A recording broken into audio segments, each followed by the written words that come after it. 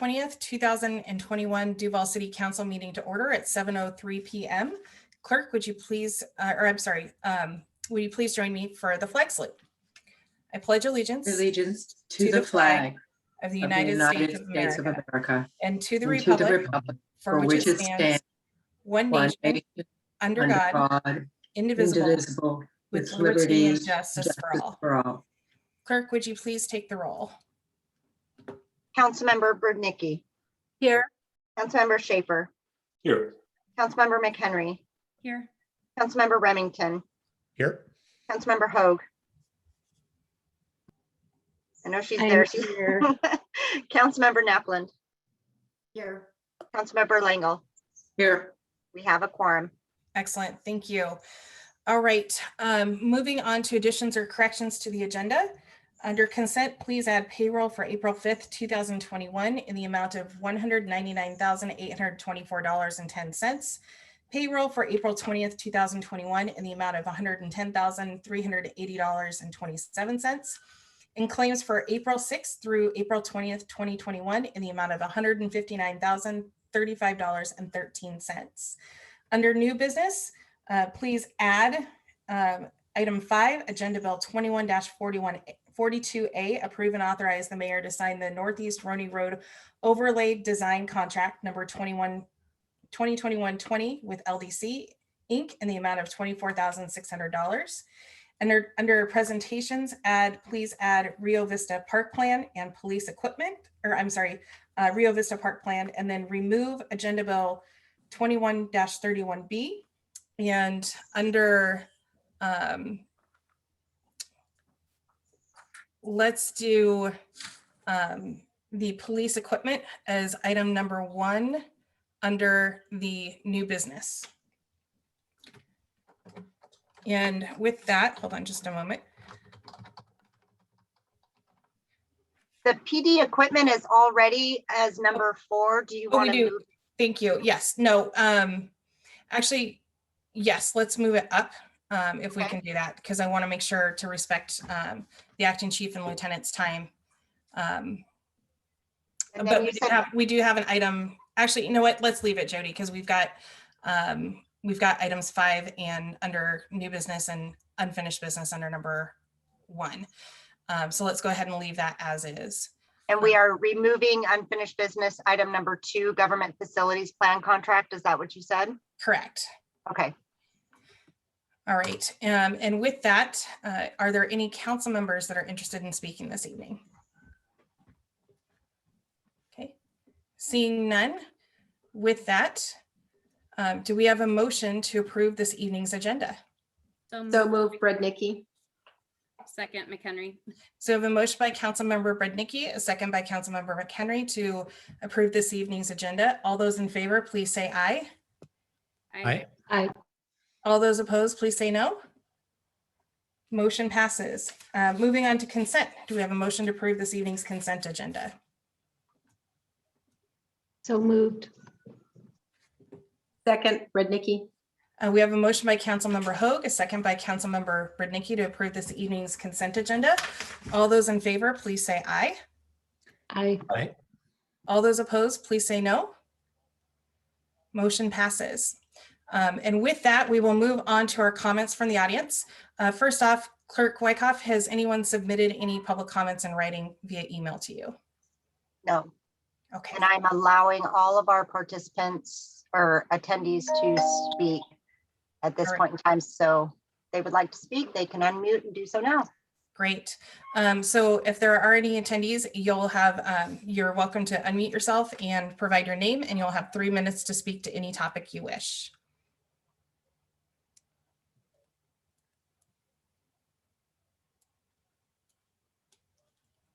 Okay, not seeing any, so we will go ahead and move on in the agenda. And we'll start with presentation number 1, police presentation led by Acting Chief Mike DeBach. Evening, Mayor, Council, honored guests, and staff.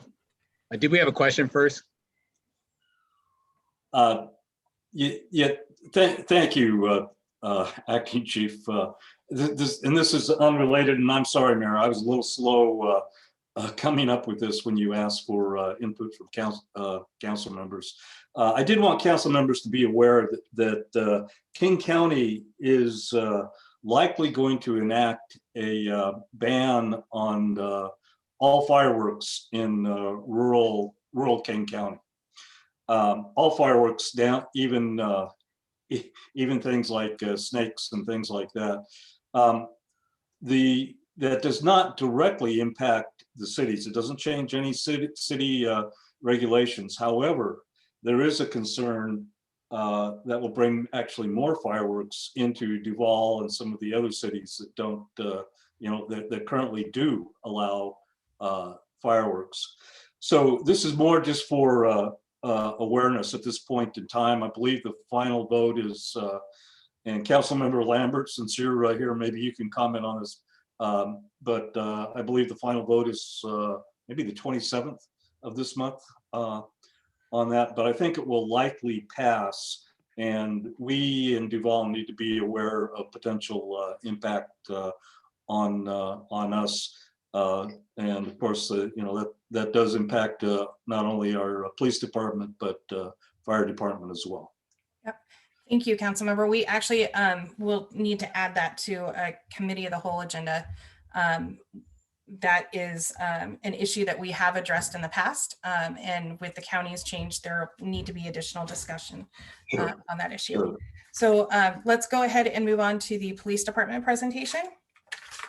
Thank you, Mayor. Again, Lieutenant DeBach, Duval Police.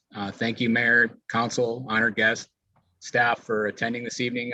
We'd like to recognize two of our officers for their actions that they, gallantly responded to 2 calls back to back last month involving mental emotional individuals within our community. And I think their actions were superb and definitely need recognition. So to read you or talk to you more about what they did, I'm going to introduce Sergeant Clark to describe the incidents themselves. Sergeant Clark. Hi, I'm Sergeant Clark. I'll read you guys a brief description of what happened on these 2 evenings. On March 10th, 2021, can you guys hear me okay? On March 10th, 2021, at 12:08 a.m., Officer Benjamin and Officer Hill were dispatched to an armed suicidal person. Dispatch advised the female was armed with a pistol and planning on taking her own life. Officer Benjamin was the first to arrive and used the cover of darkness to approach the female, who was now standing outside of her vehicle with a pistol in her hand. The female was still speaking with dispatch and was becoming visibly animated, waving her arms around, still grasping the pistol. Officer Benjamin saw Officer Hill approaching on foot from another direction and began speaking with the female. Officer Benjamin was able to talk to the female into putting down the firearm without using any force. His calm demeanor and compassion for the female prevented the situation from escalating any further and turned a very dangerous situation for everyone involved into a safe situation where fire and medical could treat the female and get her the resources she needed. This is a very high stress situation that Officer Benjamin and Officer Hill handled with professionalism that is in keeping with the Duval Police Department's mission and core values. The very next day, on March 11th, 2021, at 4:02 a.m., Officer Hill and Officer Benjamin were dispatched to a suicidal male. Dispatch advised the male calling in was going to hang himself from a railing. Officer Hill was the first to arrive and located the male standing near a railing with significant distance to the ground below. When the male saw Officer Hill, he positioned himself on the wrong side of the railing and had a large rope around his neck with the other side tied securely to the railing. Officer Hill spoke with the male for over an hour, attempting to get him to not harm himself and to step back over the railing. During this conversation, the male continued to lean back, and on several occasions, Officer Hill and Officer Benjamin thought he was going to fall. After an hour of convincing, the male came back over the railing and allowed Officer Hill and Officer Benjamin to get him to Duval fire units that were staging nearby.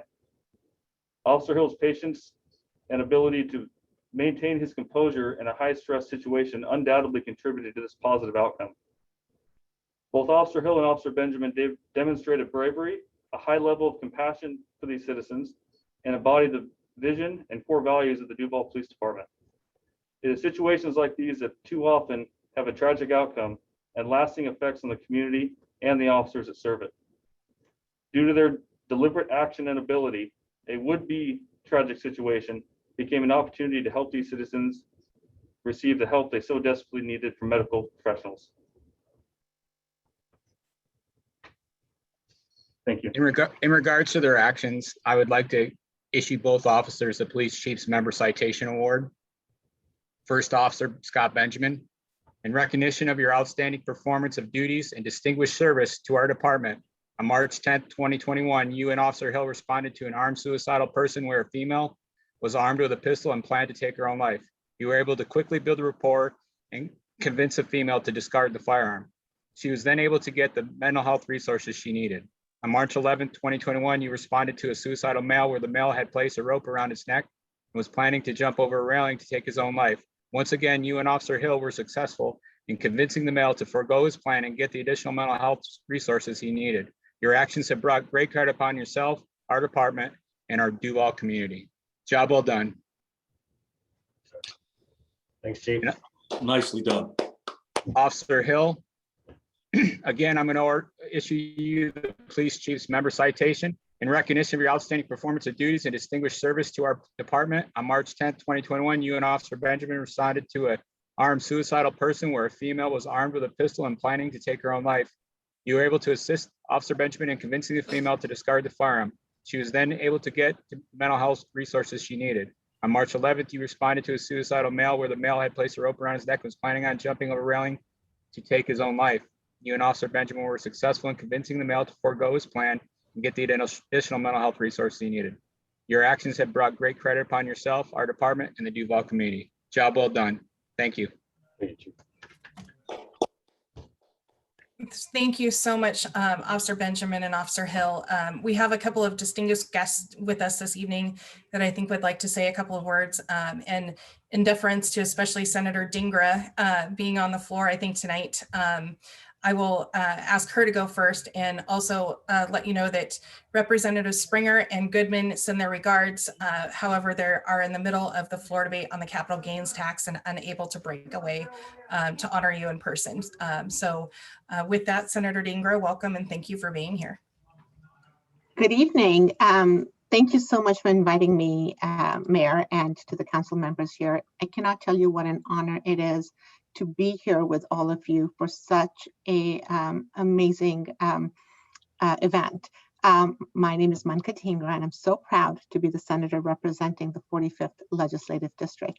I have also been a senior deputy prosecuting attorney for 18 years, currently on a leave of absence.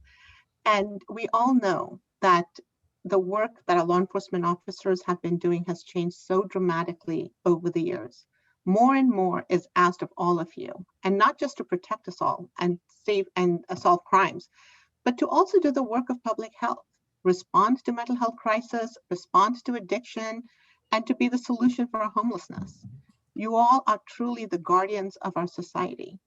You are called as a last resort because you have no choice but to respond. People know that when 911 is dialed, someone will have to act, and that someone is you. Thank you for always responding. In my role as a prosecutor, I actually was involved in the 40-hour crisis intervention training at the Criminal Justice Training Commission. And I used to teach there once a month, every month before I decided to run for office. And I knew that the week that the 40-hour crisis intervention class ended, that I would get calls from officers. Many of them would want to staff really difficult cases and just chat. And I would also get these calls about officers who had just gone through an incident where they had used their de-escalation techniques and they wanted to share their stories. These are tools that they were able to implement right away. And one of the calls that came to me right when I heard about both these officers was one from an officer who had called me because he was a guy with a knife right in front of a school. And this officer came so close to using his gun, and he didn't. He was able to de-escalate. He was able to take the knife away. And he did what we all want our officers to do. But no one found out about it. No one was talking about him in the media. And so I'm so grateful to be part of this event today, so we can truly honor Officer Benjamin and Officer Hill for putting this kind, calm, compassion, courage into practice to save people's lives. When you take a situation that's dangerous to everyone involved and turn it into a safe situation where you can help people get the resources they need, you make a difference, not just for that person, but for your entire community. A difference in building that trust between community and law enforcement. And so, Officer Hill, I'm so heartened for our community that in less than 1 year of being with the city of Duval, you have made such a profound difference in the city. And Officer Benjamin, I understand that you've been selected to be a field training officer. And I just want to say, I'm so glad that someone with your skills at de-escalation is doing this work. So I just want to congratulate both of you and thank you for everything that you're doing to keep all residents of Duval safe. And thank you to each and every one of you for showing up and doing the work that you do. Thank you. Thank you, Senator. Councilmember Lambert. Thank you. Well, I too am so honored to be here tonight to honor you. Your jobs are so amazingly important that you don't know when you go to work that morning or that evening what you will see that day. And many times you see things that the average person doesn't ever have to see. And we are thankful that you are willing to step up when other people might be running the other direction. You step into what needs to be done. And it's so appreciated. As the senator said, there are so many pressures right now in our community. And you're there to lend a helping hand, to take care of the issues before us. And we are very thankful for that. Your department is loved. And I think that that's something really important for people to know. When I am in Duval, I see the signs. Thank you for our officers. When you have information you need to get out and you put out those videos, I've watched several of those videos several times because you do it in such a way that they're humorous, but they're direct and they help you to remember. So I see you walking the streets, talking to people, really doing community policing. You're doing the very thing that we all should be doing, getting to know our neighbors and our friends and our family to be able to really see what's happening to people right now, especially with COVID. People are stressed and we are seeing a huge increase in suicides and suicide attempts. And so you brought your skills and your training and your deep commitment to the people around you. These are dangerous situations and you handle them in a calm and de-escalated manner. You showed patience with individuals and were able to talk them to the point where they were willing to start again in their lives and not end the chapter that they felt overwhelmed by. Your ability to maintain your professionalism and your composure in these kinds of situations had this incredibly positive outcome. I'd also like to say that when there are these kinds of incidents, it impacts everybody. And so as each of us are walking around and seeing our friends, we need to know that there's a phone number that we can call, and it's 1-866-4-CRISIS, 1-866 for crisis. You think somebody is in need, call that before it gets escalated to the point where people give up. So as the mayor said, you have done an amazing job for your city, for your community, for your department, and being role models. So I too would like to thank Officers Benjamin and Officer Hill for your expertise, your talent, your kindness, and your life-saving actions. So thank you very much. And we are so thankful that you are a part of this community. And as the daughter of a policeman who has a book full of meritorious awards, make sure you keep them in a book because your children and your grandchildren will really, really appreciate hearing these stories for your posterity. So thank you so much. Thank you, Councilmember Lambert. Next, I'll go to Mayor Pro Tem Remington, and then if any council members would like to speak, you're welcome to as well. Thank you. I think that all of us that live here in Duval realize that we live in one of the safer places, statistically, one of the safest places, cities in all of Washington State. And that really falls on our officers that show up every single day, knowing that they're, could face anything that large cities see. We're fortunate not to have as many terrible incidents, but we do have incidents that really can shake you to your very core. I can tell you also, as a firefighter for 40 years, the number of times officers showed up really is that on that white horse. And I don't say that lightly. Many times when our lives were in danger, you were there to help us as well and help stabilize the situation.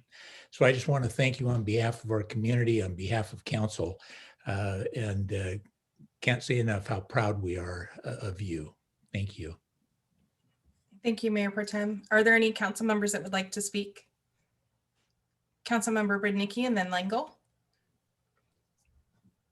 So for 14 years, I've been able to watch our police department grow. And my first ride along was with DeVock. Gave me a real appreciation for what they do. And this story is just a continuation of how integrated the police force is into our community and to support our community. And when I talk about our police force, I'm always so proud of them. They do so many amazing things that reach out to the community, from birthdays to singing songs to the folks out there, to their little videos, to the public safety that they do that's so dangerous. So I so appreciate you guys. And it's been over a decade and it just gets better and better. Thank you, Councilmember. Councilmember Langle. Well, I think the department knows that I'm a huge fan of community policing. I love neighborhood night out. I've been involved with a number of police departments in the state. And all I just want to say to these two officers is bravo, job well done. Thank you so much. Thank you, Councilmember. Councilmember Schaefer. You're on mute, Councilmember. Thank you. I just want to second the fact that Duval is a very safe community, and large thanks to our police department. Hearing stories like this makes me proud to be part of Duval. And frankly, one of the reasons we moved here 3 years ago was because of the safety that Duval offers. And again, in large part, in thanks to our police department. So nice work. Thank you. Thank you, Councilmember.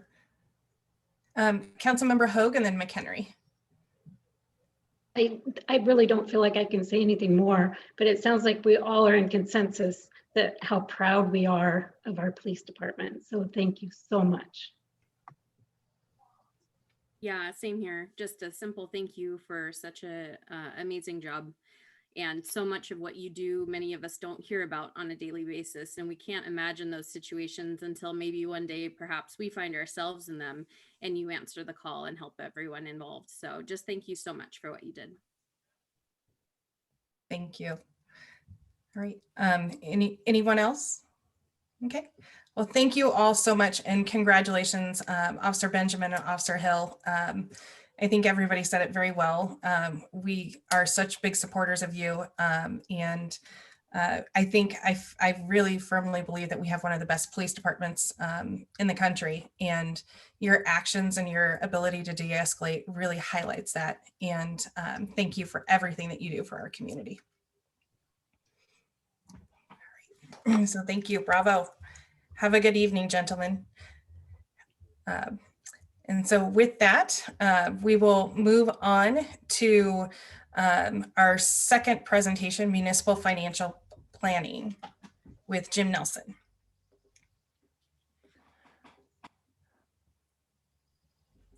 And all right, do you have everything you need, Jim? If someone can upload my presentation, I think because of my security system, I'm not able to share it. Is that something you can do, Jody? Yeah, hold on one moment. So Mayor, council members, oh, did you want to lead off, Mike? You know, I was just going to say I've had an opportunity to talk with Jim several times over the last month or so. he's so incredibly knowledgeable about so much with financing and municipal long-range planning. So I feel fortunate to have him here. Jim is the Senior Vice President with D.A. Davidson Company. And this is one of the main things I think we'll be doing this year is really trying to come up with a long-range plan, a visioning for Duval. So Jim, thanks for being here. Thank you, Mike. Council members, staff, honored to be here, and my good friend David Burke, who I helped with their fire station project. It's nice to see you, David. I see a lot of the council members are new since the last time I worked with the city on a financing in 2017. And so I'm known as a financial advisor, and I'm certainly more than happy to help you with a long-term financial plan. It's really a cutting edge topic, so I commend you for considering this. Essentially, it's a long-term financial forecast married up with your strategic plan, your budget, and other goals, and as well as marrying up with your policies, your debt policy, and your financial management policy. Not only is it a great roadmap, say for the next 10 to 20 years, but it's also viewed very positively if you decide to take on a future debt issue. The rating agencies view it positively, and that can translate into a lower interest rate. Investors view it positively. So I commend you for considering this. If we turn to slide 2, I'll just quickly talk about my experience with the city. You can see you've done a number of water and sewer revenue bonds.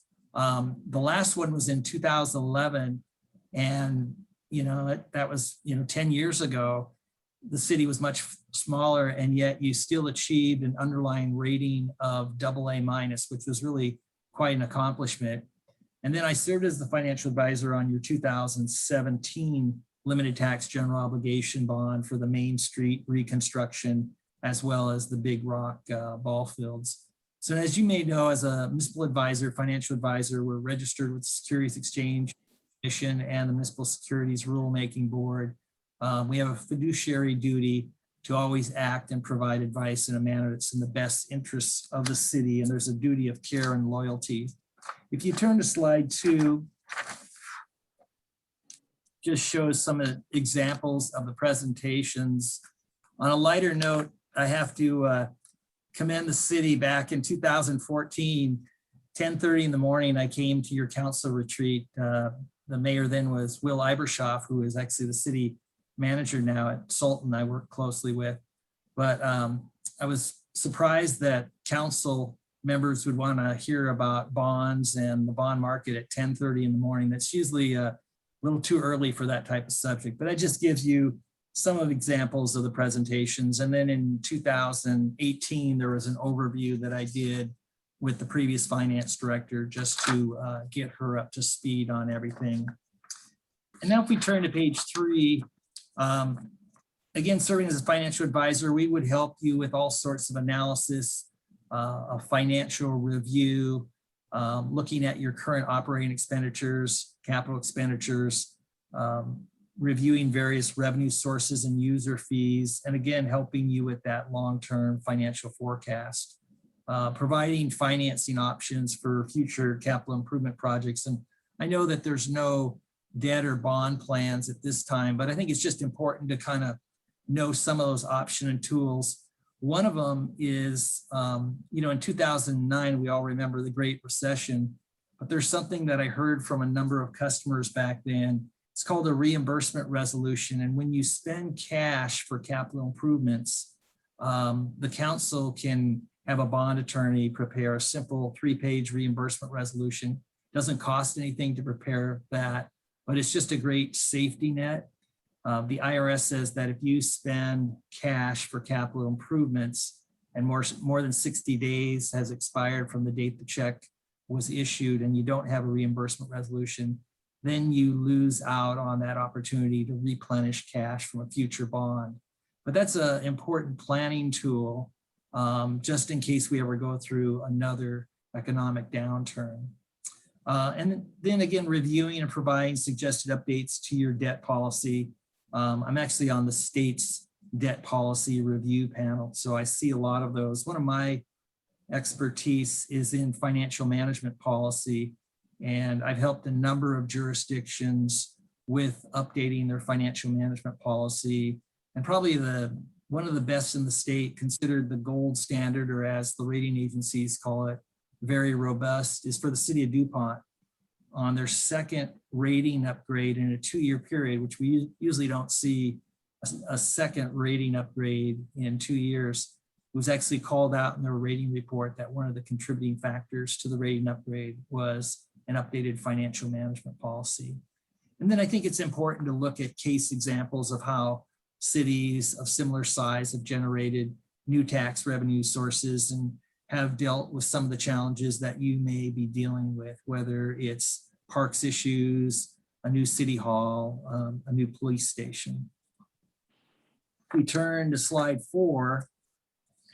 I think the question is, what is a long-term financial plan? And I briefly touched on it when you think about combining a financial forecast that's at least 10 years or longer with strategic planning, your budget document, and then your financial policies. And all that can be married up under one umbrella, one document. Some municipalities choose to keep them separate, but I think it's wise that you're thinking about combining that.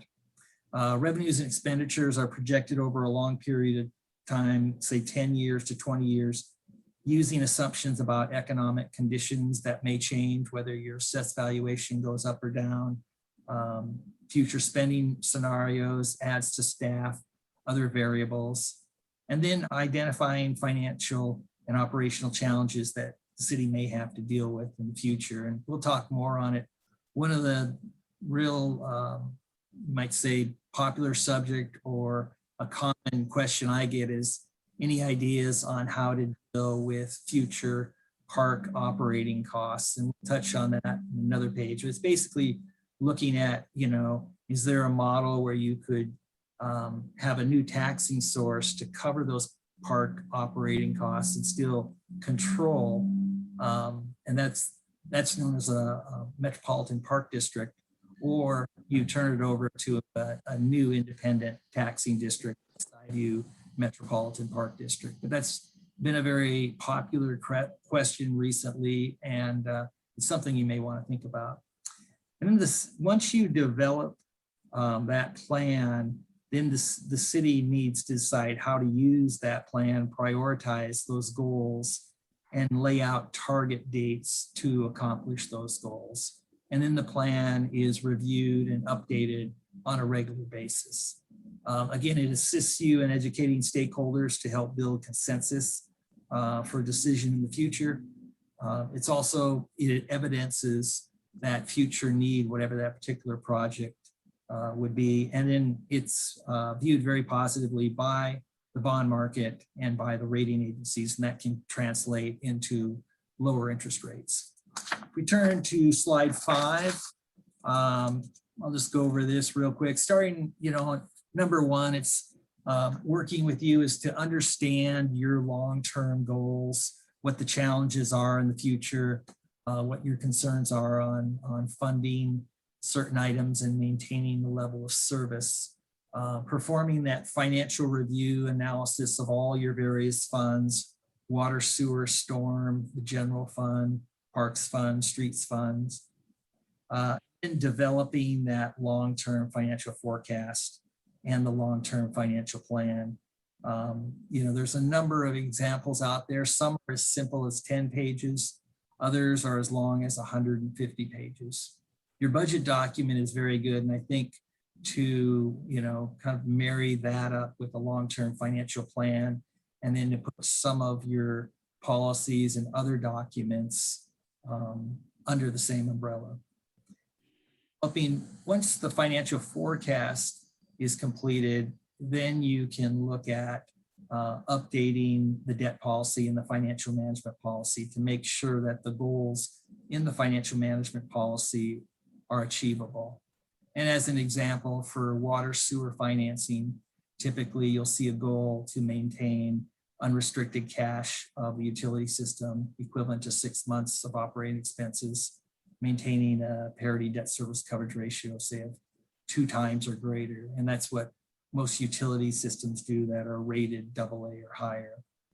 And then developing a communications plan. That's really a key hot topic now when you think about information on your website, how transparent that is, and then working with your communities when you think about how to message with them on social media, newsletters, and other sources. All those things help if you have to go to the voters in the future for a tax measure. As I mentioned before, number 6, the plan provides direction. It's a roadmap. It's what we call a living document that should be updated on a regular basis, ideally at least on an annual basis. If you turn to page 6, two options, and I briefly touched on it before: funding park operating costs, looking at whether you go to the voters for a levy lid lift, or going to the voters to form a metropolitan park district. In 2009, City of Normandy Park had a tough challenge because they had all sorts of parks property, but they just couldn't maintain it with the downturn in their economy. So they formed a metropolitan. Basically, the voters approved the formation of a metropolitan park district and levying up to 75 cents. And so the district collects the money, contracts with the city's parks department, and the city and the council can still control their park system. You compare that to the Skyview Metropolitan Park District in North Bend, which is very successful, one of the higher rated metropolitan park districts at AA. And that's an independent board of commissioners that controls the park system, but it's worked out really well. And basically then the city of North Bend doesn't have to fund the parks because it's being handled by Skyview Metropolitan Park District. Third one down, funding a new city hall. Unfortunately, I work on a lot of different voted tax measures, but it's just the passage rate for a voted city hall is very low. And I think a great example is City of West Richland. They had a choice of a new police station or a new city hall. And we talked about which one would be more successful in messaging and essential public service. So the voters approved a new police station, and then they used their capacity for non-voted debt to issue a city hall. So again, those are things that come into long-term planning, but also, looking at what are options, and then what are options that if you do need to go to the voters, that the voters are more likely to support. Page 7 shows the example of financial advisor services. Again, reviewing the city's financials and the various funds, looking at your long-term capital improvement plan and the budget, analyzing your debt capacity for the general fund, reviewing financial reports, audits, your utility rate studies, assisting the city in developing that long-term financial forecast and the long-term financial plan, and then assisting in formulating, updating a financial management policy and a debt policy. Also assisting the city in the various funding options that are available, including pursuing low interest loans through the state, looking at grants, looking at fundraising, and then providing other related services requested by the city. You see any questions so far? On page 8, that shows an example. It's just the cover sheet for the city of DuPont's financial management policy. On their last update in 2018, they added a section on water, sewer, and storm. Again, they achieved a rating of AA+ for their general fund and a rating of AA for the water and sewer system. And incidentally, if you are thinking about a future city hall project, theirs is called a civic center, and it's been very well received by their community. Their policies are considered robust. It's a little more work for staff, but a lot of their financial reports and forecasts are updated annually. Page 9 shows an example of hourly financial advisor fees. I'm a senior vice president, and I looked at this and I looked at what some of my competitors are charging, and so we set our fees lower than what they're currently offering. Some of our folks have recently, in the back pages, been promoted, even though they're the senior vice presidents. Also, their hourly fees are more in the range of 140 to 180. But one of them reminded me today that she was promoted to senior vice president, so I didn't want to tell her, well, we still charge a lower fee. And then on page 10, if you do decide to go out for an RFP, just shows some examples of questions to ask when selecting a financial advisor, as far as their experience, their qualifications. Have they worked with similar size cities? What's the insurance coverage? What's the fee structure? And then looking at references. And at the very bottom, I would say you put some sort of a page limit, because some of those responses can, be 20 to 50 pages. So I would suggest keep it to 10 pages or less, maybe 7 to 10 pages. So it forces everybody to just keep it to the facts and not add a lot of fluff to things. Page 11 shows a summary of our commitment to serve. We've served the city going all the way back to 1996. We're a national investment firm with extensive market resources, financial planning resources, financial advisory resources, and bond financing resources if you decide to do that in the future, compared to other firms that only provide, say, financial advisory services. My prior experience coaching and preparing the city for an underlying rating, and then we have a tremendous track record as far as the number of municipalities we serve in Washington and our reputation. And we serve a large number of cities, counties, fire districts, school districts, and water sewer districts. And page 13 just shows some more highlights of DA Davidson. Page 14 talks about some of our local experience too. When you think about recent issues for Riverview School District number 407, King County Fire District number 45, our work, we've done work for Carnation, North Bend, working on a project right now for Sultan, Monroe. I've done work for Mill Creek, which is my hometown. And then the last, page 15 just shows examples of cities we serve. Some of these, we don't have our entire list. Like I was recently selected by the city of Burien to help them with a refinancing bond, and working with a number of others. We have a staff member named Maura Lentini, who's a former rating analyst, and she provides a lot of insight, again, on long-term financial planning, and brings the perspective of former rating analysts, which we feel blessed to have her on our team. And with that, I'd be happy to answer any questions you may have. Jim, thank you. Mike Remington. Just a quick question. I know we had talked about how in-depth to get, that you can go as in-depth as you want and review all those different things, or that you can start with a higher level overview. And my sense was you thought that might be a good place to have a high level overview to start with, and then you can build on that and get more and more in depth. But your thoughts on that? Yeah, I was thinking, again, it sort of depends too on what you want to spend, but I would suggest maybe starting out thinking, maybe targeting like a 10-page financial management policy that includes a financial forecast. And then once staff, council have agreed on that, then to add the goals. And I think your budget is put together very well, and it's detailed a lot of future plans.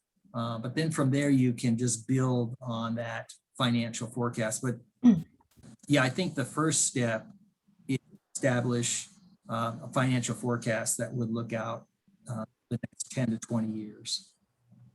And then prioritize what are your concerns as far as funding capital improvement projects in the future?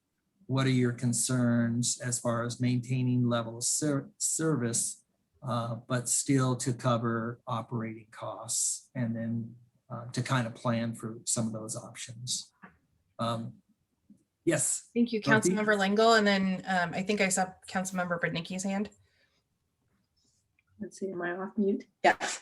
I'm so happy you're here. So let me just say that this has really been a priority for me to see Duval do, even as I call it, my BC period before council. One of the things I want to touch base on is scenario planning is extraordinarily important. And within that, of course, you're looking at lots of different options. One of the pieces to that is when you go through the budget process, establishing a clear connection between policy priorities and how everything gets funded. And the challenge for a small city like Duval, and I'm sure you've seen this elsewhere, is that we are just getting slammed with so many more requirements from the state. We talked about it just today at our land use committee. We talk about it at the finance committee. I'm on both of those. And there's very, very little money available for mandated planning. And these aren't small plans. These are very staff and sometimes consultant related plans. And so one of the reasons I'm so keen to do this is trying to get that a little more aligned, because what happens now is we end up being very reactionary, and it's not our fault.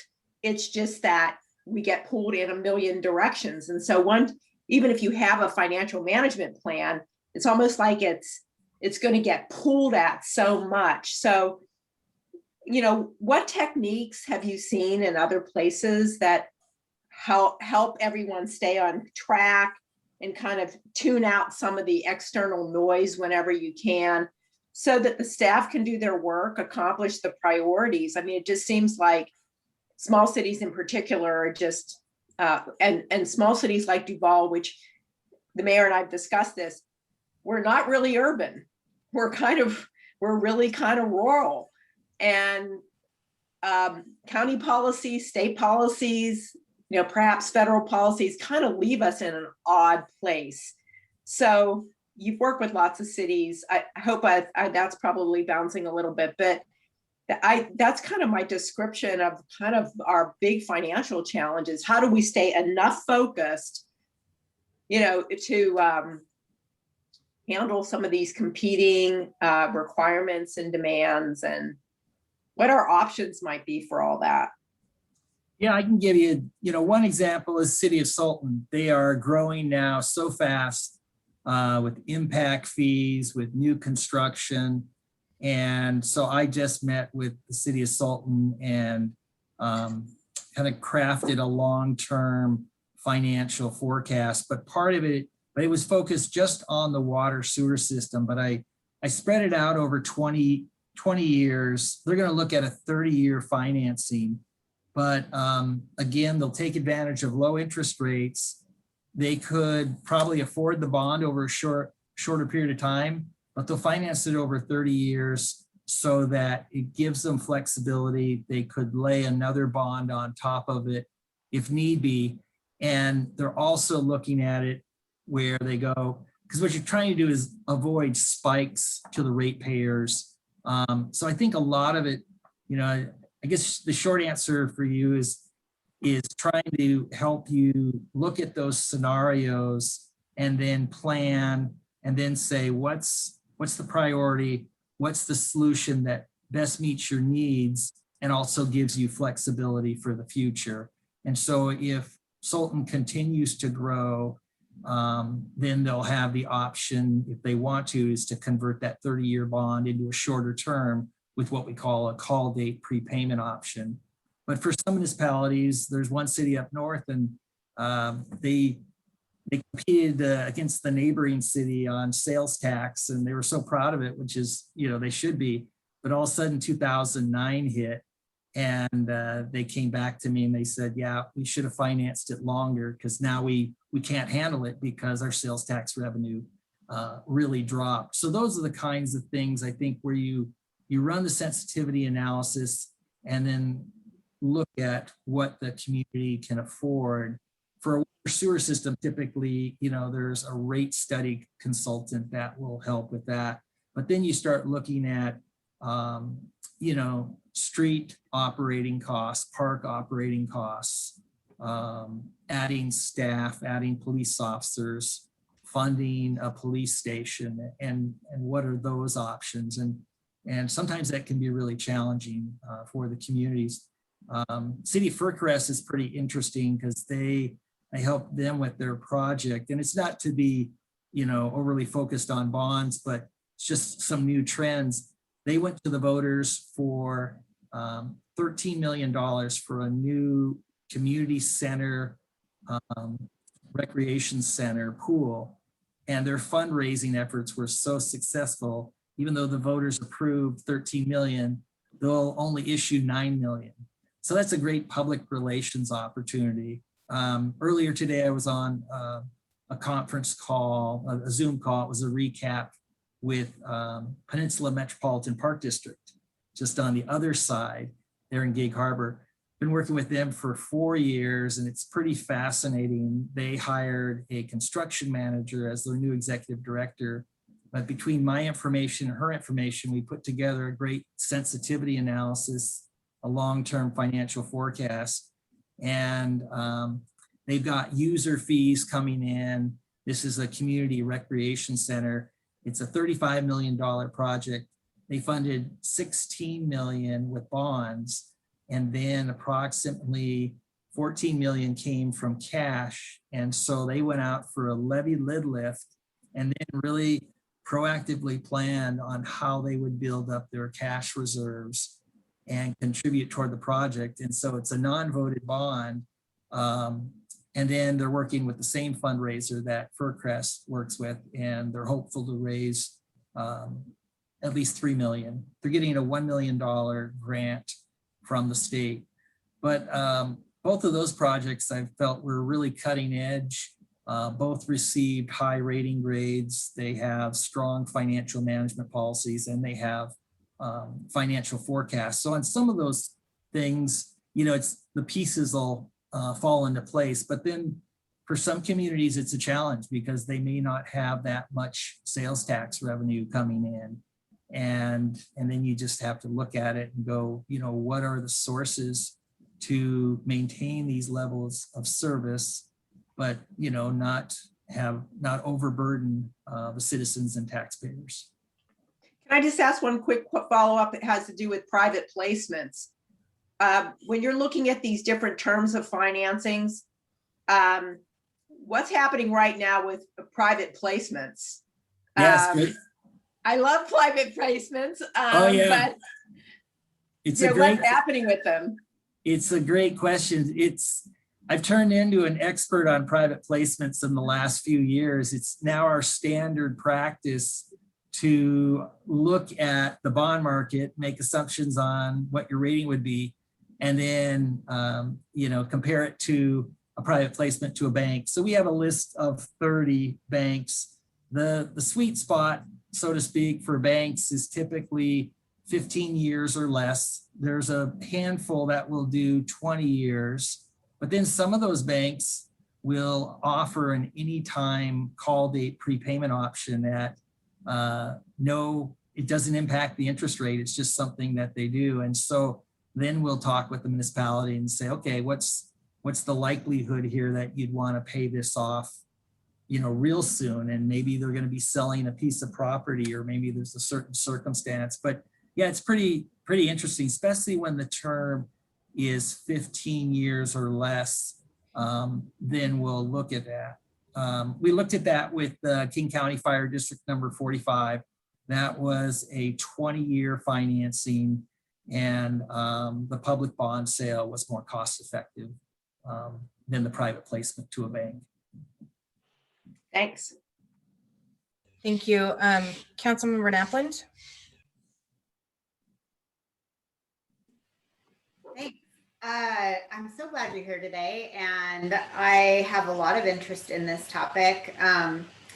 We actually started working on a financial policy a couple years ago, and there was some change of staffing in the finance department, and so it got a little bit derailed. But City of DuPont was one of the samples we were using, so I was pretty excited to hear that. I believe you said you worked on that policy. Right. Yeah. That was exciting to hear. And then I do like the idea of starting a little smaller. And I would agree that our two biggest needs would be getting that financial policy updated. Right now, we just have piecemeal little policies that it's not a comprehensive financial policy. The other is financial forecasting and having some kind of scenario, looking at different scenarios. What if the economy does this? What if, we stop building houses unexpectedly, or, all those different things and how they could impact operations and our ability to provide the service level that we're used to. So I would love to see those items looked at sooner rather than later, and then kind of use that and build on it as we need. I'm super interested about this fundraising. Is that something, is that fundraising with private sponsors or just community fundraising? It's fascinating. They were able to bring in so much money. Yeah, both entities hired a private fundraising consultant, and it's pretty interesting to, I can track down her name. I just know her first name, Linda Kay, but I was pretty impressed with how she did a community survey and basically had a focus group of like 70 people, and then shared that feedback with the community. So that was pretty impressive. Going back to your statement on financial management policies, for a lot of communities, they're already doing the great things of, monthly in-house financial reports, their budgets, their financial audits, updating all these things, but they're kind of, in separate pieces. So then the financial management policy kind of brings them all under the same umbrella. And the way I look at it is, if you do a debt issue in the future, it'll make your life easier and my life easier, because now it's in one document. Mm-hmm. And it's easy to find all those things. It's also a great education piece that for a new council member, you provide a copy of the financial management policy, and then it builds consensus, mm-hmm. Staff and elected officials. So just a quick follow-up question. I'm assuming you tailor these policies to a city's circumstance. And one thing I noticed is the level of reserves that cities have can really vary depending on their circumstances. Like, for example, the city of Leavenworth, I think, has a very high reserve. And I think that's probably because their tax base can fluctuate based on the economy, potentially. And so is that something that you look at when you are drafting financial policy? It's not really a one size fits all. You would look at, how at risk is their revenue source, and how can it be impacted? Yep, that's correct. I work with Leavenworth. And another thing too is it's an education piece. The rating analysts focus in on reserves, what they call unrestricted cash of the general fund. But then also, depending on the circumstance, you can include your construction fund, capital improvement fund, street fund, various ones like that. And so then when you combine all those funds together related to the general fund, that may really contribute to a much higher ratio or percent than you realize. I mean, a common practice for cities is to say that they'll maintain unrestricted general fund balance, again, meaning unrestricted cash of 25% or greater. You know, it's case by case, but that's just an example of a target to think about for the future. Thank you.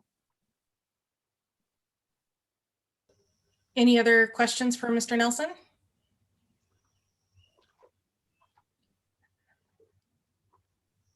Can I have one more? Oh, yes. Quickly, and then I'll close up. Okay. One of my dreams for Duval is that we can have accrual accounting. So when you look at financial management and you look at all these different cities, right now we're on a cash basis. What about accrual accounting? I know we can't do it right away. It takes transition time, but we do have a great new accounting package that we just got. And what are your thoughts on accrual accounting and its accuracy? Yeah, you could go with that. Is your new system with Springbrook? No. Oh, We are okay. moving to OpenGov, the entire suite of OpenGov products. Oh, okay. Okay. So I'll give you a short answer. I can pick on David for a second. All fire districts in the state of Washington are on a cash basis system. And if you're a city or if you're a metropolitan park district and you're on cash basis, about the third line in the rating report, it'll start out, we view cash basis as a negative. But yet we have two fire districts in the state that have achieved a AAA rating.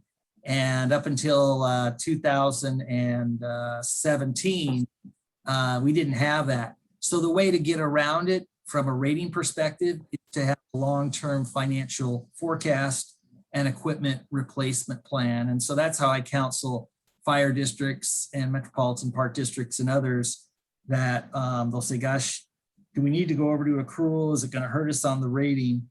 As long as you have a long-term equipment replacement plan and a long-term financial forecast, then that's what the rating analysts are looking for. But they view cash basis accounting as being less transparent because accrual is making you do more proactive on forecasting and budgeting and all those things. So if it's an additional cost to the city that you're concerned about or demands on staff with accrual accounting, then I think that's how you can deal with it or counteract the rating analysts. And so once they see that, then they're fine with cash basis accounting. But if you don't have a long-term financial forecast, if you don't have a good equipment replacement plan that's proactive, then potentially that could, hurt your rating grade in a sense. And so instead of getting like a AA, you might end up at a AA minus. Thanks. Thank you. Well, thank you, Mr. Nelson.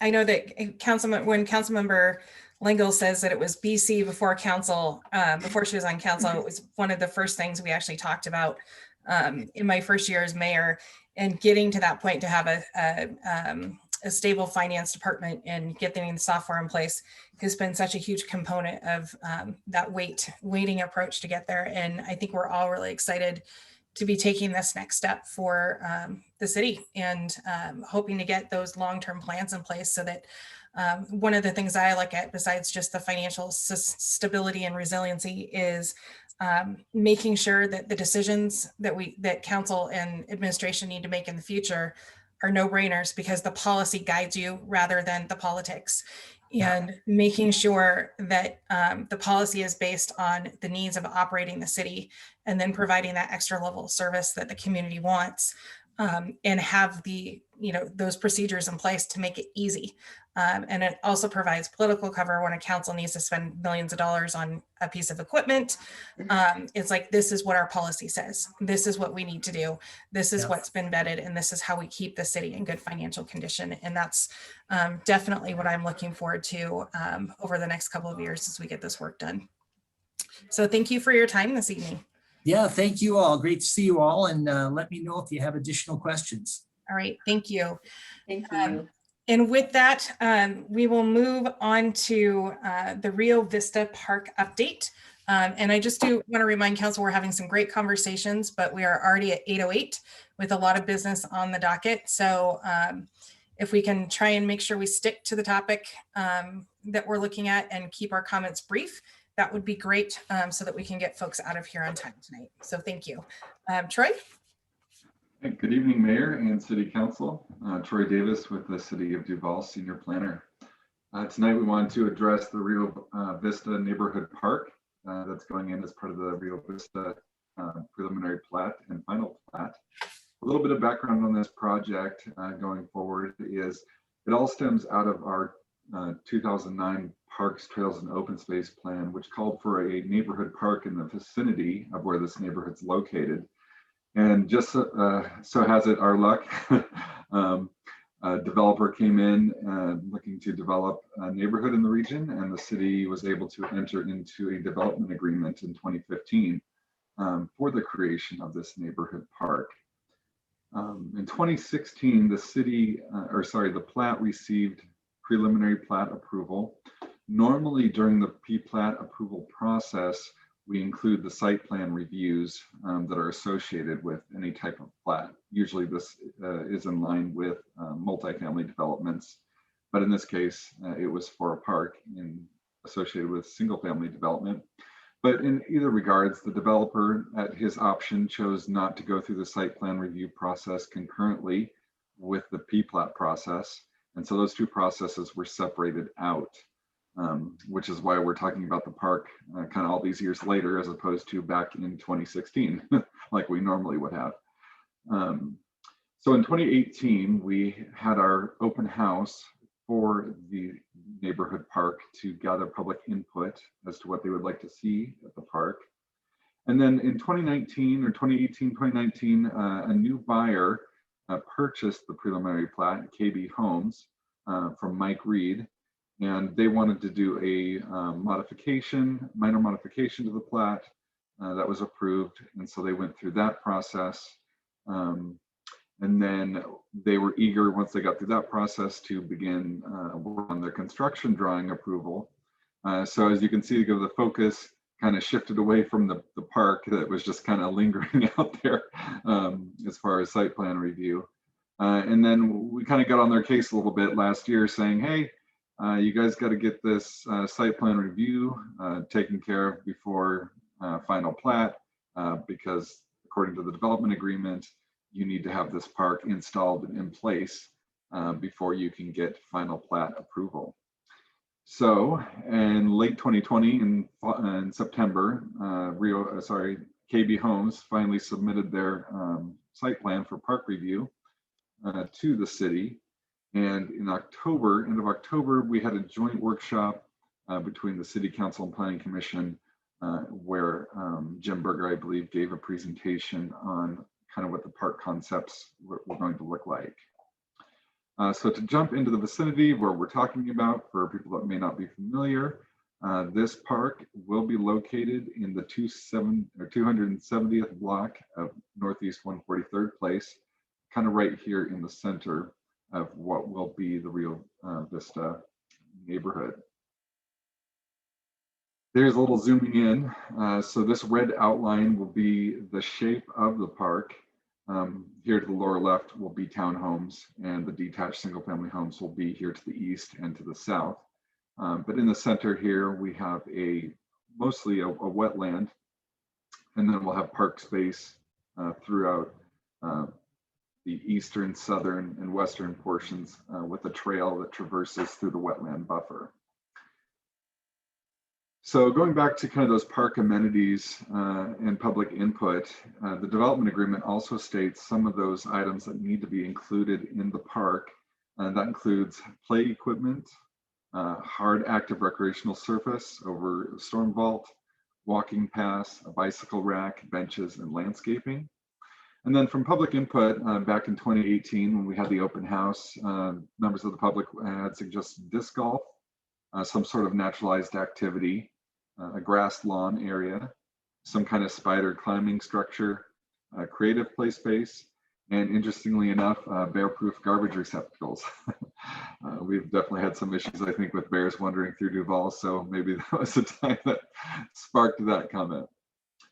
So shifting in a little bit into the specifics of the plan, here on the lower right, you can see the proposed play structure that's associated with the lower age groups that the development agreement called for. We have slide, stepping stools up to platforms there. This is detail for the park, which will be crushed gravel, fencing detail. We'll have dog waste stations throughout the park. And then some of the other features, starting up here in the left-hand corner. So I believe from prior conversation, there was concern that there wasn't a restroom at the park. And so they added a porta potty, but in order to kind of keep the park visually aesthetic, we asked that a wooden structure kind of be built around the porta potty to kind of screen that. And then we'll have landscaping as well to kind of to screen that. But in any case, there'll be a facility at the park for restroom services. Kind of the major feature here that is located, and going back one slide to the western portion of the park, will be this multi-use sport court. We've had them add multiple lines here, and there's the potential for netting. I'm trying to see if I can zoom in here a little bit for you to, I know some of these details are small, but we did have the sheet in the packet, so hopefully that came through as well. But zooming in here, so we have a multi-use sport court for pickleball, half-court basketball, probably with the net up, you could probably do tennis. This will have a fence, a 6-foot-high black vinyl chain link fence around the perimeter to contain the activities that are occurring there. And there'll also be some signage related to playing different sports in this court with explanations for the rules of the game. And then over here, we'll have some interpretive signs along the trail explaining wetland functions and other details, and rain garden functions in association with the rain garden that's located adjacent to Northeast 143rd. And then we've asked that they add swings to kind of accommodate some of the older children. So swings will be included. Again, going back to the map. Oops, I grabbed the actual object. Anyway, over here in this eastern portion of the park is where you'll have that play structure and swing set. So western portion will have the sport court, eastern portion will have swing set and the play structure. Let's see if I can zoom back out to normal view. Looks like I accidentally moved. I'm used to working in PDF, so bear with me. Sorry. So then kind of moving into additional revisions. So we're not quite done with a final product yet. There's a few more tweaks that need to take place with this park plan.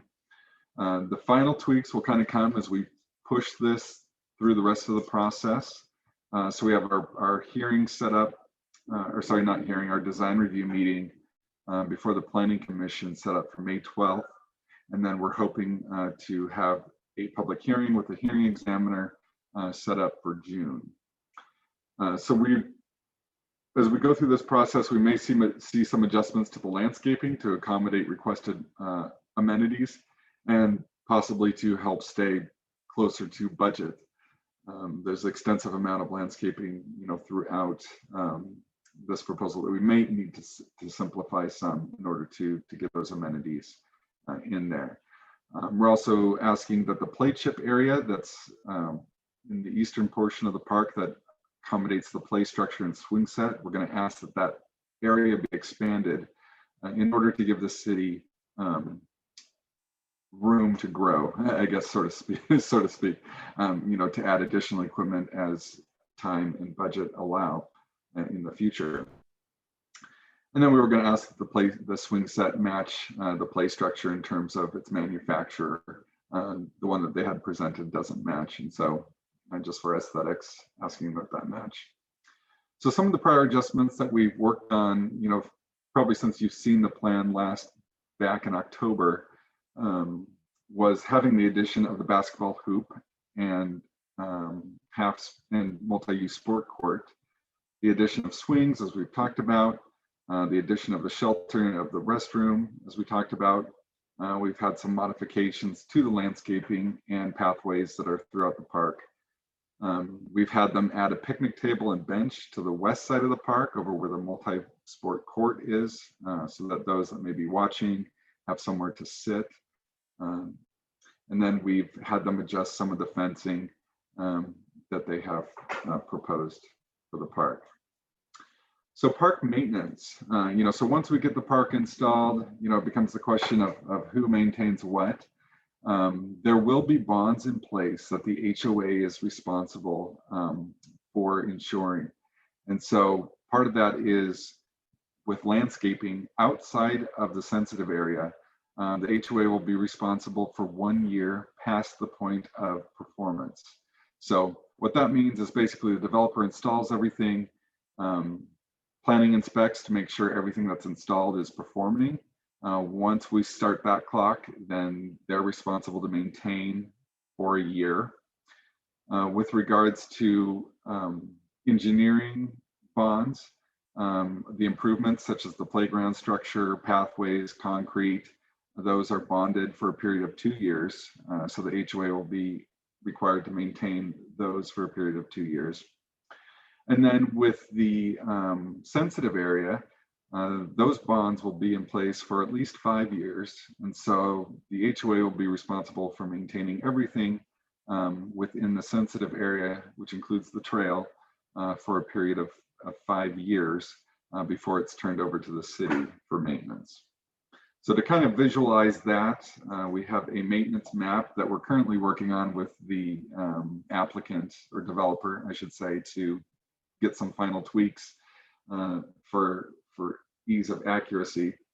But what we have here is the pink area will be the area maintained by the HOA past the point of bonds. So once the bonds have expired, the HOA will still be responsible for everything in this pink area. And when the bonds have expired, the city will be responsible for everything in this green area here. And the reason why we have a joint relationship here between the HOA and the city in terms of maintenance is because the developer chose to incorporate the required plat open space into the park. And so what that does is essentially leaves, what we would normally have the HOA maintain. It gives them a responsibility to maintain what would have been their portion of their private park within their plat, only doing it as part of that public park area now. So the price tag, in the 2009 Parks, Trails, and Open Space, it was estimated that acquisition and creation of a park here in this location would cost approximately $2.4 million. The development agreement caps the city cost of the development of this park at $350,000. So we have a preliminary estimate from our city engineer, not our city engineer, sorry, their project engineer with KB Homes. The estimate is at $600,000 roughly. He's going to work on refining that number based on the proposed improvements that we tweak to get a more accurate estimate of that. $350,000 of the park's cost is covered by an impact fee credit applicable to the developer. And then the developer will also be responsible for providing 10% of that open space and those associated improvements at their own cost and not the cost of the city, where they don't get credit. And again, this piggybacks on the concept that, again, the developer chose to put the required common open space for the plat into the common public park. And so pretending, that they hypothetically didn't do that, they would have to, pay for that private park to be installed and all those associated improvements anyway. So we're not giving them credit for that. So that will be a cost to them in addition to the $350,000 in credit that they're getting. So to kind of break down the park impact fee credit, looking at what we charge currently for park impact fees, single family a little over 8,000, multifamily a little over 7,000. There will be 16 units that qualify as multifamily in this development. And as per our fee schedule, we consider multifamily in terms of park impact fees, any building that has 3 or more attached units. So as we showed you over here in the southwest corner, this is where the attached multifamily housing will be located. So when we add those numbers up, we can calculate the estimated revenue that we anticipate that this project will generate. And we anticipate collecting a total of, initially prior to discount, $528,000 in park impact fees. We subtract the $350,000 credit, and the remaining revenue generated from this project for park impact fees is a little over $178,000. So the current review status of planning, again, we're working with the developer to get things more squared away before we bring it to the Planning Commission in May. In May, at the Planning Commission may decide to suggest some other tweaks. We don't know yet at this point, but that could result from that meeting. But in the meantime, we're working with the developer to get these last minor things squared away before we finish off the process. So the timeline here is design review May 12th before the Planning Commission, anticipated public hearing before the Planning Commissioner on June 10th. And hopefully from that, within 21 days of that, the hearing examiner will issue his final decision. And then installation will begin prior to final plat, so that we have the park in place before they start building away beyond their model homes. So that is my presentation, and I guess we can open up. I'll turn the floor back over to the mayor for questions. Thank you, Troy. And if you could take your share presentation down, then I can actually see the council members' hands. All right, thank you. Excellent presentation, Troy, much appreciated. Does anybody have any questions for Mr. Davis? Councilmember Schaefer? First, thanks, Troy. It was an excellent presentation. Much appreciated and good informative. I knew there was some housing going up in that area, but I wasn't aware of the exact location, and certainly wasn't aware of the new park going up there. So that's good to hear. I'm very, very pleased about that. The question I have is related to the HOA responsibility versus the city responsibility.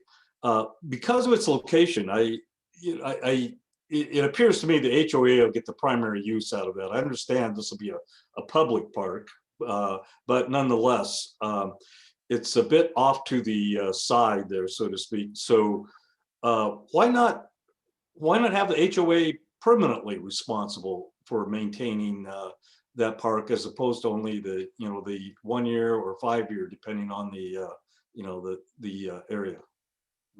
Yeah, so they are responsible for everything, through the bonding period. And then once we get through the bonding period, they'll be responsible still for the maintenance of those areas that were outlined in pink continually. And so that's based on the fact that this plat was supposed to provide 10% common open space that would normally be a private park. But since they combined their private park into what will be the public park, we're requiring them to continually maintain an area that would be equivalent or pretty close to equivalent of their required 10% open space. Okay, good, thank you. One other question is more for I guess just my curiosity. You and the Planning Commission have done an excellent job of assuring the quality of playground equipment throughout the other city parks, and the quality of, just facilities, be it picnic tables or whatever. And I assume you're going to go through that same process here as well. But what do you have specific vendors you recommend to assure the quality of the equipment, or how is that done? That's a good question. I don't know if Public Works can answer that better than I can, or. Sure. Good evening, Steve Laniszewski, Public Works. So typically through public bidding process, we would specify the certain type of materials, not necessarily naming a provider. There are many manufacturers, but we do specify commercial, park grade type of infrastructure. Play World Systems is one, Park Structures is another. There are a few, but we can't, and it's a little different too. This is the private development side, so they will meet the specifications we provide. They can buy them a little differently than we would solicit for bids on this type of equipment. So we do make sure, I guess short answer, Councilmember Schaefer, is we make sure it's a commercial public park grade facilities. Sure, good, thank you. You bet. Anyone else? Councilmember Napland.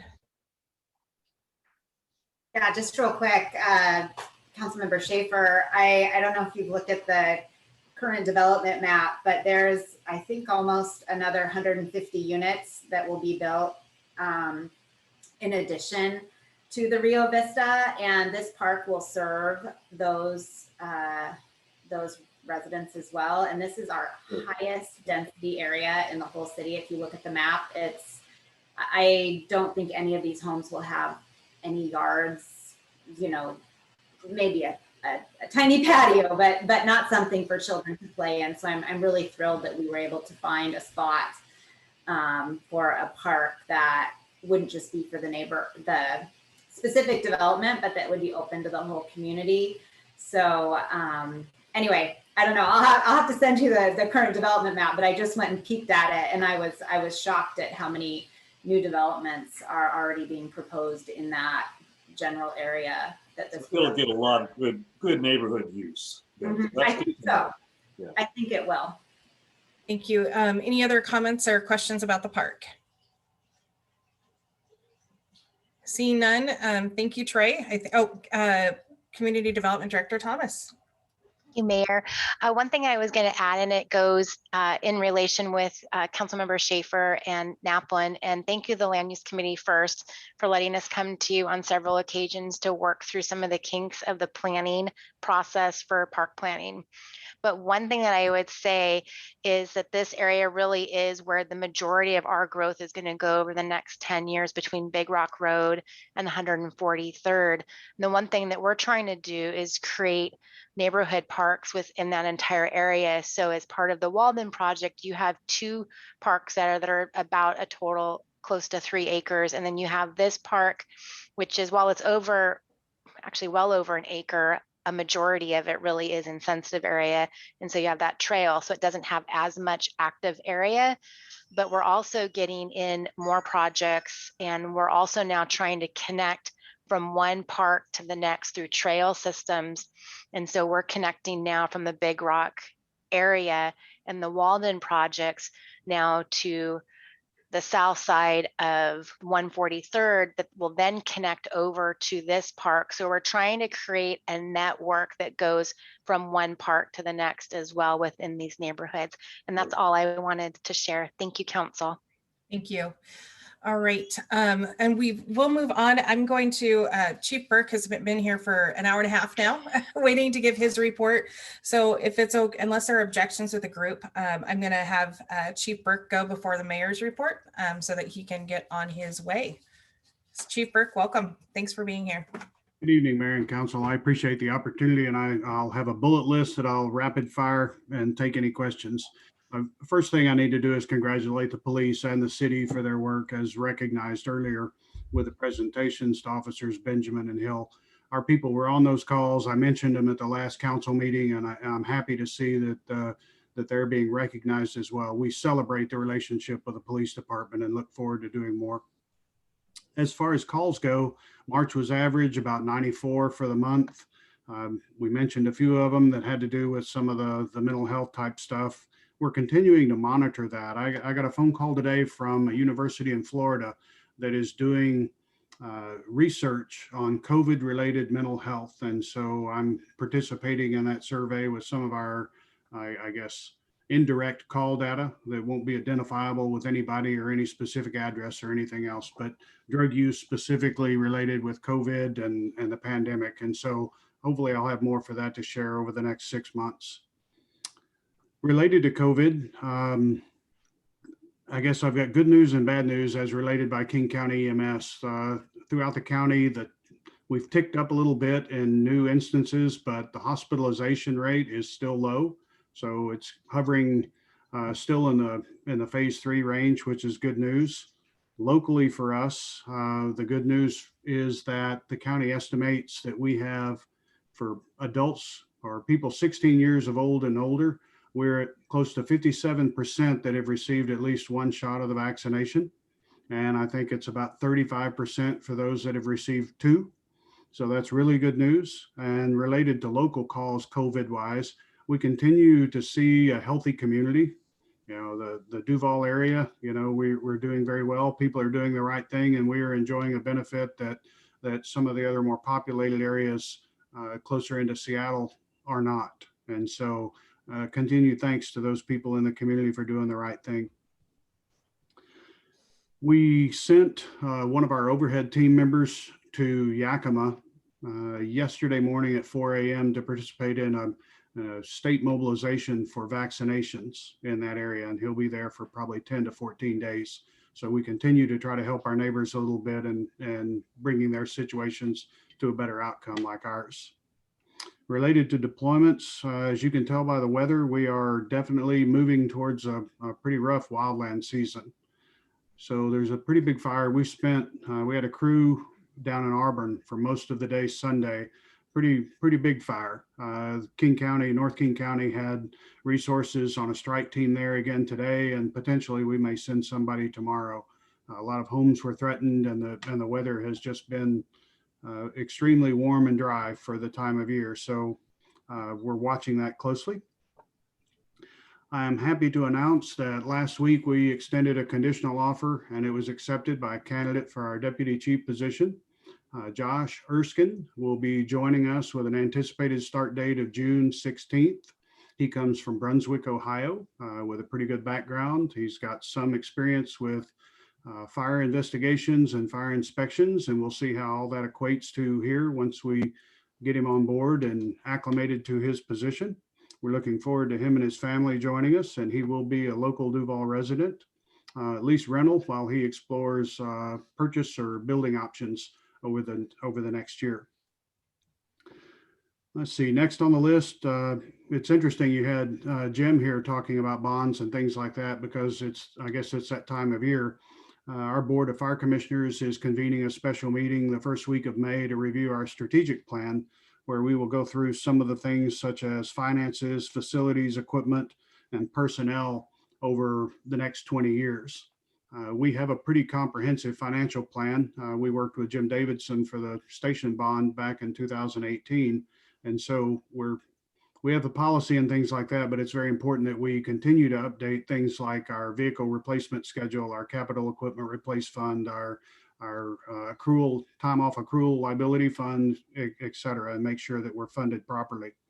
One of the things specifically of interest, or a couple of them that would probably be to the city, is as we look at our facilities, where are we in the best position for coverage as the city continues to grow in its UGA and to the south and southeast or whatever? Have we got a station there? What's the position? And when I say that, I'm talking in probably the next 15 or 20 years as it continues to grow. But as Jim was mentioning, we need to make sure that we have that on the schedule so we can plan for it, both financially and structurally as well. So we'll be talking about that. That would also include, with the increased construction in the taller buildings, what do we need for an aerial? And I know we've had the impact fee discussion off and on. I've been trying to work with the county for the unincorporated areas. I don't believe that's going to happen, but I'll be talking with the mayor and staff offline coming up very soon on some of those types of things. The last thing that I'll mention is I hope each one of the city employees and staff receive their challenge coin. If you have not, it's in your box in the city hall. And I'm sorry for the pandemic. I would have loved to have presented them to you personally, but it's our way of saying thank you for your support and help through that station building process. And in the interest of time, Mayor, I'll turn it over to you and say, what questions do you have? Thank you. Does council have any questions? I do have one, Chief, with the, besides just watching the urban wildland interface kind of situation going on right now so early, have you received any predictions from the state on what it's going to look like this season? I mean, I know we have great legislation on the way to help, but that doesn't help us right now when we might have some pretty treacherous conditions over the next several months. Well, and I mentioned it briefly, but I'm a little apprehensive going into a great bit of detail because it's like the farmer's almanac. It's based some on facts, some on hunch, and maybe bugs that crawl or whatever they use. But the early predictions are, is this it has the potential to be a very bad season. But I'll temper that by saying that, in the past, we've had similar predictions where it's rained all the way through July 4th. We don't know. The one thing that we have to our advantage is that, with this warm, dry spell that we haven't had the spring rain that greens everything up before this. So we don't have a lot of the undergrowth that is blossomed for the spring. And that is beneficial to us because that's the stuff that we call ladder fuels that moves from ground level up into the trees and beyond. And so we're in a better position than we could be, although we're watching it closely.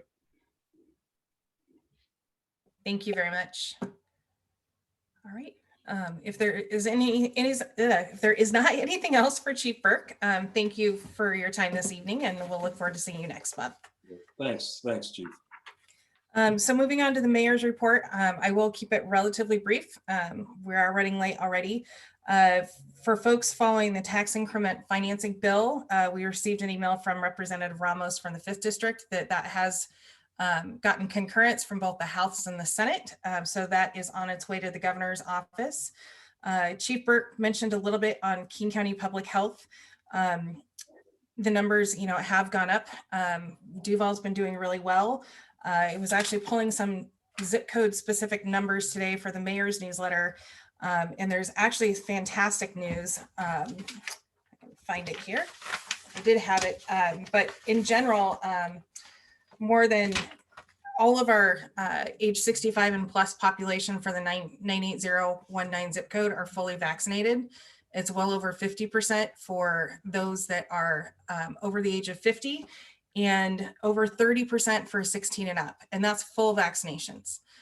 So our area is doing very, very well. People are clearly not vaccine hesitant, which bodes well for us in the future. So that's good news. And will hopefully help our businesses continue to recover more quickly. You guys also got an email last week about rejoining the National League of Cities. There are lots of opportunities. Pretty much if you want to get on a committee, you can. Right now it's all being met virtually, which is good for not having to travel across the country a few times a year for a meeting. But they are being great stewards of getting information out to cities right now regarding the ARPA funding and challenges. And I think that for anybody that wants to get involved, there's going to be a lot of benefit to you, especially in understanding for those that aren't as aware of federal processes, et cetera. I will work on getting one of their membership folks to come out and do a committee of the whole, just to give you a full background on who they are, what they do, what our opportunities are with them, as well as some of the tangential services that they provide. So it should be good news for everybody. So I hope that everybody can take advantage of that. They do also are going to have their winter conference in person in Salt Lake City, November 18th through the 20th. So I think that's good and optimistic, and it's exciting that we might be able to gather in person together. And I can share from my personal experience, there's nothing more valuable than getting out and talking to other elected officials from other cities. And that really extends to meeting with other elected officials from across the country with all the different forms of city governments there are. And getting to know those people is really valuable to your experience as a council member. So with that, we've got a couple of big announcements tonight. One of which is, for those that aren't aware, Ms. Thomas has been with the city for quite a while. And this Thursday will be her 20th anniversary with the city. So I hope you'll all join me in congratulating Laura on her tenure and her growth as an employee and community development director to interim city administrator and deputy city administrator through her course of time here. We are very fortunate to have her here, and I hope you'll take the time to recognize her during the week. Sorry, Laura. And also nearly as exciting, probably as exciting for those of us in City Hall, thank you to council for approving the contract for our interim city administrator, Ryan Cotton. At our last meeting, he had his first official day here last Thursday. So we've been busy doing what we can to help him drink from the fire hose and onboard him. So for the public, I would like to just go ahead and read a bit from his bio. But first off, start out with saying that Mr. Cotton has 35 years of local government experience. He'll be working at the city half-time through November, assisting and guiding directors, completing some of our important policy work, and also helping us select the next full-time city administrator. So a little more background on him is that from 2012 to 2017, Mr. Cotton served as the city manager of Holland, a progressive, vibrant, diverse community in West Michigan. During his tenure in Holland, Mr. Cotton was responsible for a $36 million budget and 185 full-time employees. Consensus on $28 million in capital asset redevelopment was accomplished. New intergovernmental cooperation and automatic emergency services agreements improved public safety. New at-risk youth and community police programs were initiated that help reduce juvenile crime by 57%. Mr. Cotton is known for his organizational planning and facilitation, strategic management, neighborhood redevelopment, fiscal management, multicultural human relations, intergovernmental collaboration, and grant outcomes. Mr. Cotton also served as the village manager in Spring Lake, Michigan from 2002 to 2012 and a city manager in Grand Haven, Michigan from 1995 to 2002. Spring Lake and Grand Haven are full service waterfront communities with high service demands. In Spring Lake, Mr. Cotton supervised and strengthened the joint police department for Spring Lake and Ferrysburg that led to major police department and village hall renovations. New intergovernmental agreements with Spring Lake Township and City of Grand Haven resulted in shared and expanded services. Capital project grant financing, fiscal efficiencies, increased service demands, and brownfield redevelopment were a focus in each community. Significant water, sewer, street, and other capital asset projects were completed, as well as blighted and obsolete buildings removed via new commercial development from a variety of economic development tools. Mr. Cotton facilitated multiple communities' consensus building opportunities, including master plans and strategic plans. His tenure also included building regional and state agency consensus for a multi-community connector path across the Grand River. Prior city manager services were provided to Montpelier, Vermont from 1986 to 1984, where Mr. Cotton achieved voter approval for $12 million in bonds and grew regional collaboration for improved ambulance services. He also assisted the Vermont League of Cities and Towns on municipal recruitment and team building. In each community, Mr. Cotton oversaw labor relations and conducted strategic planning and facilitation for multiple nonprofits. He also served in leadership roles for regional services such as Central Dispatch, electric and municipal utilities, and was appointed to statewide boards, including the Michigan and Vermont municipal executive boards. Mr. Cotton also assisted the city managers of Lake Forest, Illinois, and Upper Arlington, Ohio, early in his career. Ryan has extensive leadership experience as a city manager and an assistant city manager in Illinois, Michigan, and Vermont. Throughout his career, he's had a 95% success rate, bringing in more than $20 million in grants and other non-local tax funding to communities he served. Ryan continues that success with his clients, currently assisting them in seeking and tracking COVID-related grants. He holds a bachelor's degree and master's degree in public administration from Miami University of Ohio and the University of Kansas, as well as a master's in political science from Western Michigan University. He has served on several accreditation teams for the National Association of Schools of Public Administration. He currently teaches public administration and political science courses at Hope College and Grand Valley State University in their bachelor's and master's programs, including strategic management, organizational dynamics, and local politics. To say the least, we are absolutely incredibly fortunate to have Mr. Cotton with us for the time that we do have him. I think my early disappointment is that he's semi-retired and doesn't want full-time work. But you know, in the 2.5 days that we've worked with onboarding him and getting him involved, I know that each one of you are really going to value him and enjoy getting to know him.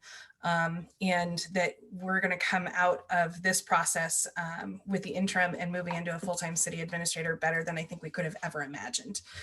So thank you, Ryan, and welcome to the city of Duval. Thank you, Mayor. May I say a few words? Absolutely. Mayor and Council, it's a real pleasure to be here. As you can tell, that was a long introduction, so I'll make this short. I enjoy public service. My family is what has brought me here to Washington. Married 41 years. I have 3 children. 2 are in Seattle, 1 and 2 grandchildren, 1 month old. So we're fortunate to live across the street from them now. And I'm really fortunate that Duval has an interest in having these services because I enjoy part-time work. Yes, I've had 35 years of city management experience. I've had 4 years of city consulting experience. Consulting firm is known as GovHR USA, and it's something that we do remotely. So it's not a full-time role. Served 8 different cities, ranging in size from 2,500 to 35,000 population as the chief administrator, and I've served 19 cities as clients for my consulting work, ranging from 1,000 to 195,000. So I've been an interim several times in the last 4 years. I enjoy doing it every now and then I take a sabbatical. I'm glad to be here after my last sabbatical, serving Duval. So I subscribe to servant leadership principles. I believe that with the term city administrator is actually a misnomer. It's more like city coordinator. It takes a team and that team takes coordination. So I want to thank you all for bringing me to Duval, and we love to bike. You heard about the bike path we did across the Grand River, so I can't wait for Karen and I to do the trail from here to Kingdom Come. So we were talking about it this morning. Thank you again. Thank you. Did anyone have any questions that they wanted to ask her at the moment that are easy softball questions? Not seeing any, and we've got most of you scheduled for intro meetings with Mr. Cotton this week, and we'll get the rest of them scheduled soon and get you into the fold with him and his style. So thank you. Moving on to council reports, we didn't have anyone that wished to speak, and so we'll move to council committee reports. And first up is Finance and Administration with Chair Remington. Thank you, Mayor. Our key item that we've been working on has been the procurement policy. And as you heard tonight, you know, that can certainly be expanded over time as we work on long-range financial planning. But the committee's still working on meeting and working with staff and trying to bring this forward.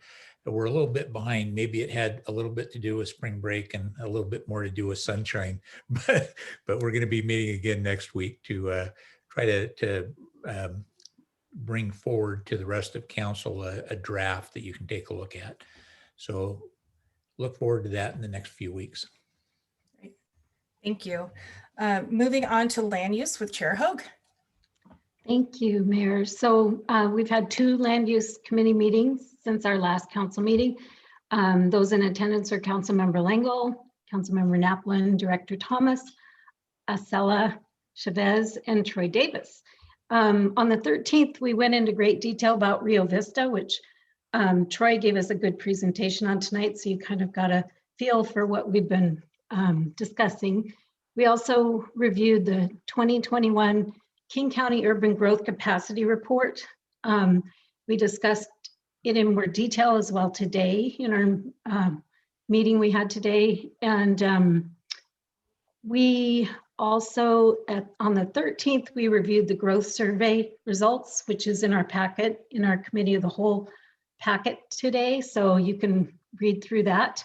We had a lot of responses. So, and then today we went into more detail about King County urban growth capacity, talking about housing production to date and pipeline, job creations, density, commercial office.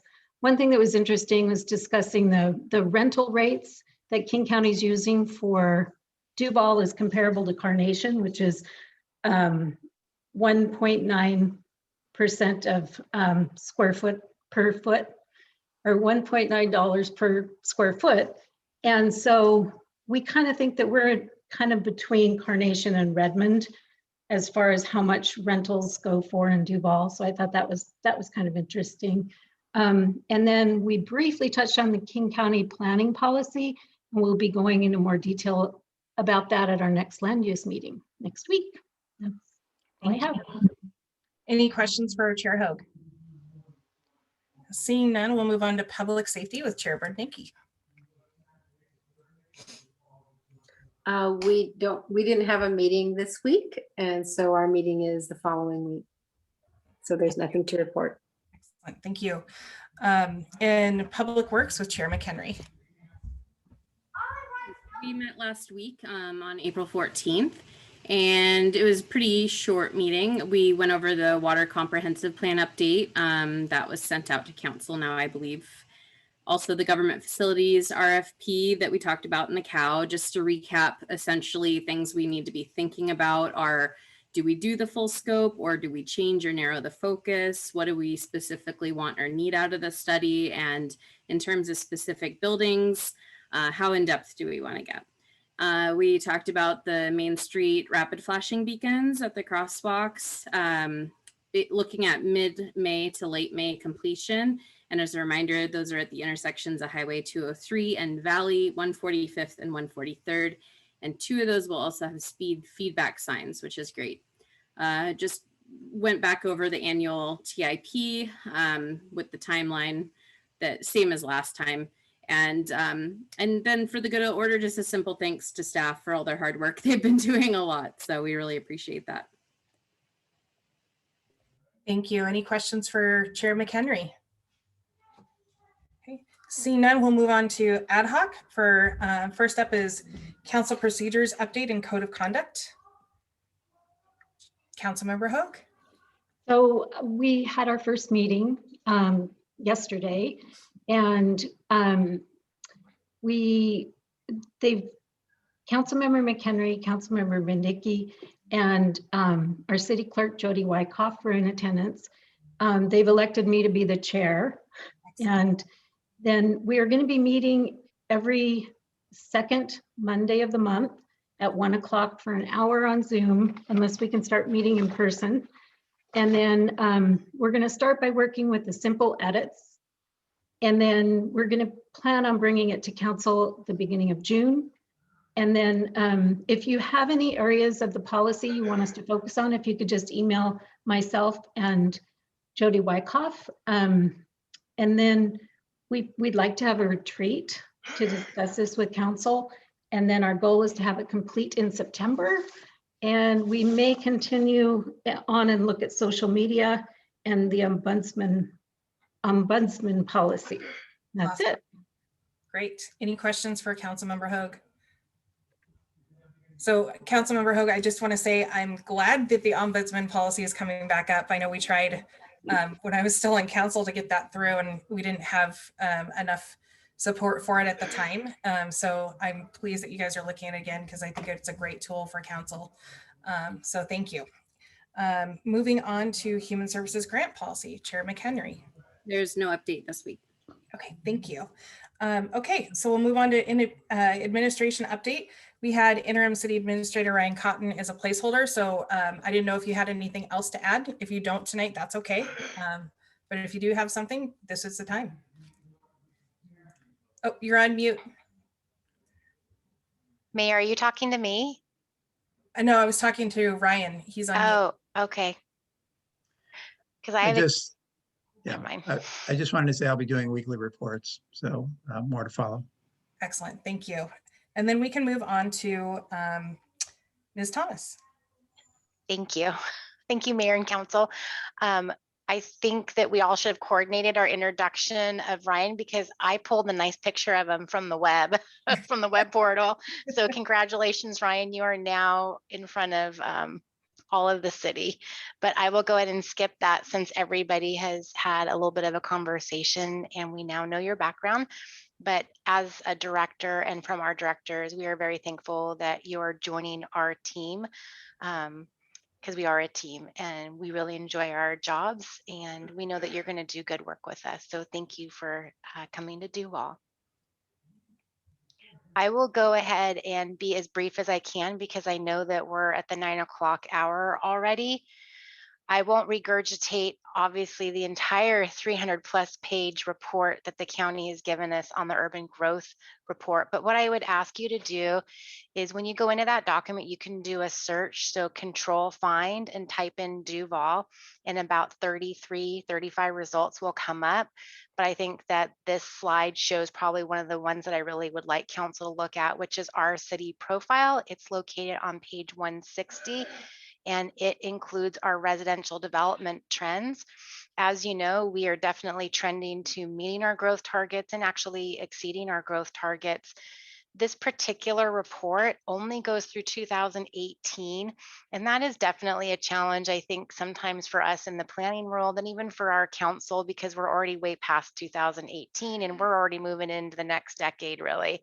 And we'll have to use this information when we update our comp plan that's set in the next couple of years. So it does begin to feel out of date, even after we've only had it for a month to review.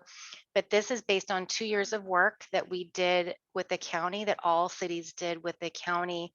And it is good information, so I would take a look at it. We are creating a matrix within the Land Use Committee and Planning Commission, and will provide some minor feedback to the council by their 30-day deadline. One other slide I wanted to show quickly was the commercial development trend. This one I am concerned about. You can see that we are trending low to where we should be for jobs. And we'll obviously be talking about that over the next year and going into our comp plan cycle.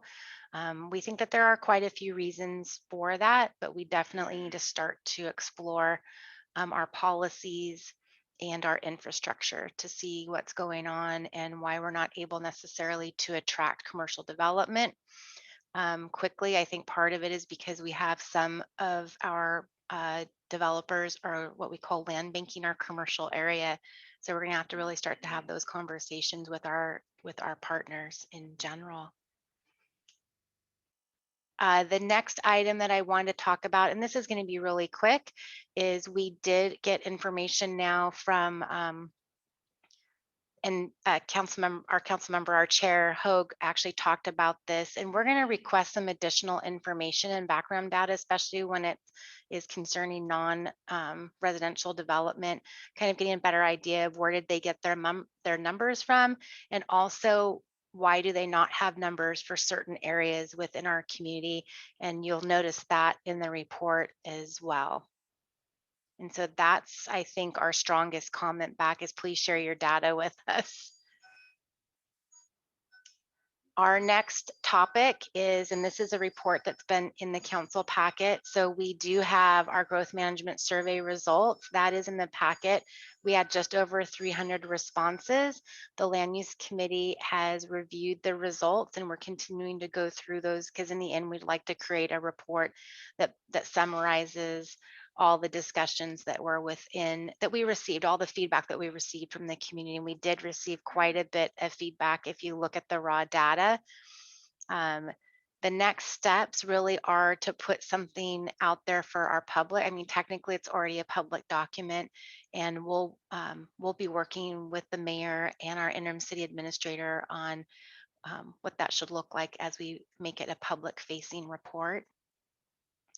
just a quick snapshot for those that are online in our community this evening. You can see that we do have some good data about, did you live in, do you live in Duval or do you live outside of Duval? Then we also asked, what neighborhood do you live in? And so it was interesting, kind of the diversity of the neighborhoods that did respond. We also looked at how long have you lived in Duval? That's always a really good question. And you can see here that in general, people have lived here, 1 to 25 years. So that's the orange, green, and red. So this is a nice distribution. We have a community that's been here for a while. So we do have a lot of longstanding community residents. One question that was really important for council to ask our community is, over the past 10 years, do you feel that we've developed residential projects too fast? And we did get a pretty resounding yes. We believe that we're growing fast, or somewhat right. So this is kind of where the distribution happened as you kind of went out to, just right, or not at all, or not sure. You can see that those are really small numbers there.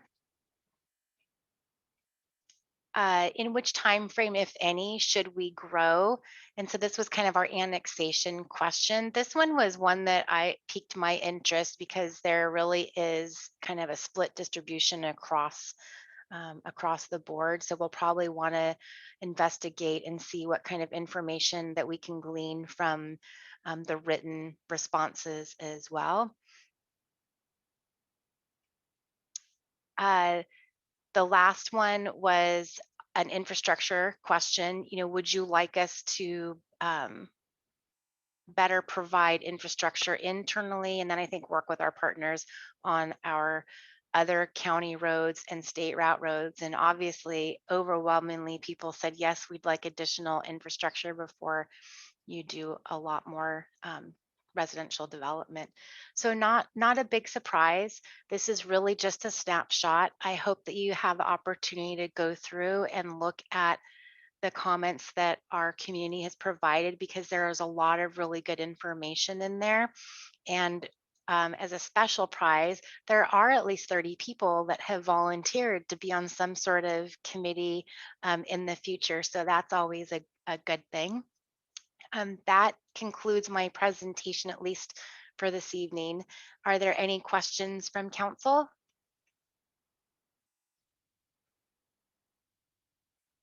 Councilmember McHenry? Not a question, just a thank you to everyone who worked on this. So I know it was a lot of work and it turned out really great. Thank you. Councilmember Schaefer? Yeah, and the same. Yeah, thanks. Thanks for getting this survey complete. Thanks for. I know you're going to summarize the information more, but just what you showed us is very, very interesting results. I think this type of survey is key to for us, the council, coming up with a long-term plan for the city too. So it'll go to very good use. Thank you. Anyone else? I just want to say, there's a lot of good information. None of it's unexpected. I think what this does highlight is the need to educate our community on what the city can and can't do. In particular, we might be exceeding our growth targets, but if there's lots available, we can't put a moratorium in place. And that we can't stop legal development because the county and state roads aren't up to date, and making sure folks, we educate the community well about what it's going to take to make those changes, because it all takes legislation outside of the city.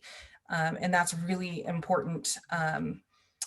We want to make sure that folks know that we've been heard, but also make sure they have the information needed to know what's within our power and what's outside of our power, and those things that are tangential that we just have to work for years to improve. So lots of good information. We did that town hall, I think 4 or 5 years ago, on growth. Lots of new residents since then. So it's a lot of work ahead to make sure folks have the right information and can continue contributing to the discussion. So thank you. Moving on to a public hearing, we have a public hearing for the ordinance for temporary use duration with Ms. Thomas leading that conversation. And with that, I would like to open the public hearing. So good evening again, Mayor, Council, members of our community. This evening, we have a public hearing for the temporary use duration. This is our second round at this, and we'll talk a little bit again on why are we here again. So last year, Ordinance 1271 temporarily amended our Duval Municipal Code for a period of 6 months, and that was the temporary use of structures. So we ask ourselves, what did we amend? We amended 2 sections of the temporary use, and that was essentially for how many days do we allow a temporary use like a tent or another type of temporary structure out within our businesses.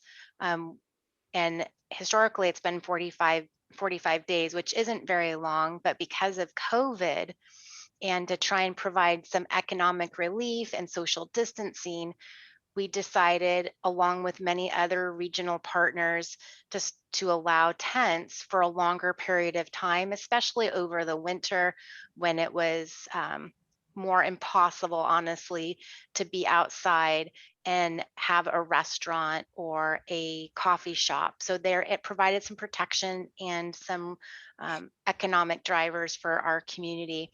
And so we passed last fall one ordinance, and then as we were getting ready to see it expire, we repealed the second ordinance and then implemented a new ordinance that then repealed the 2 sections of code within our temporary use.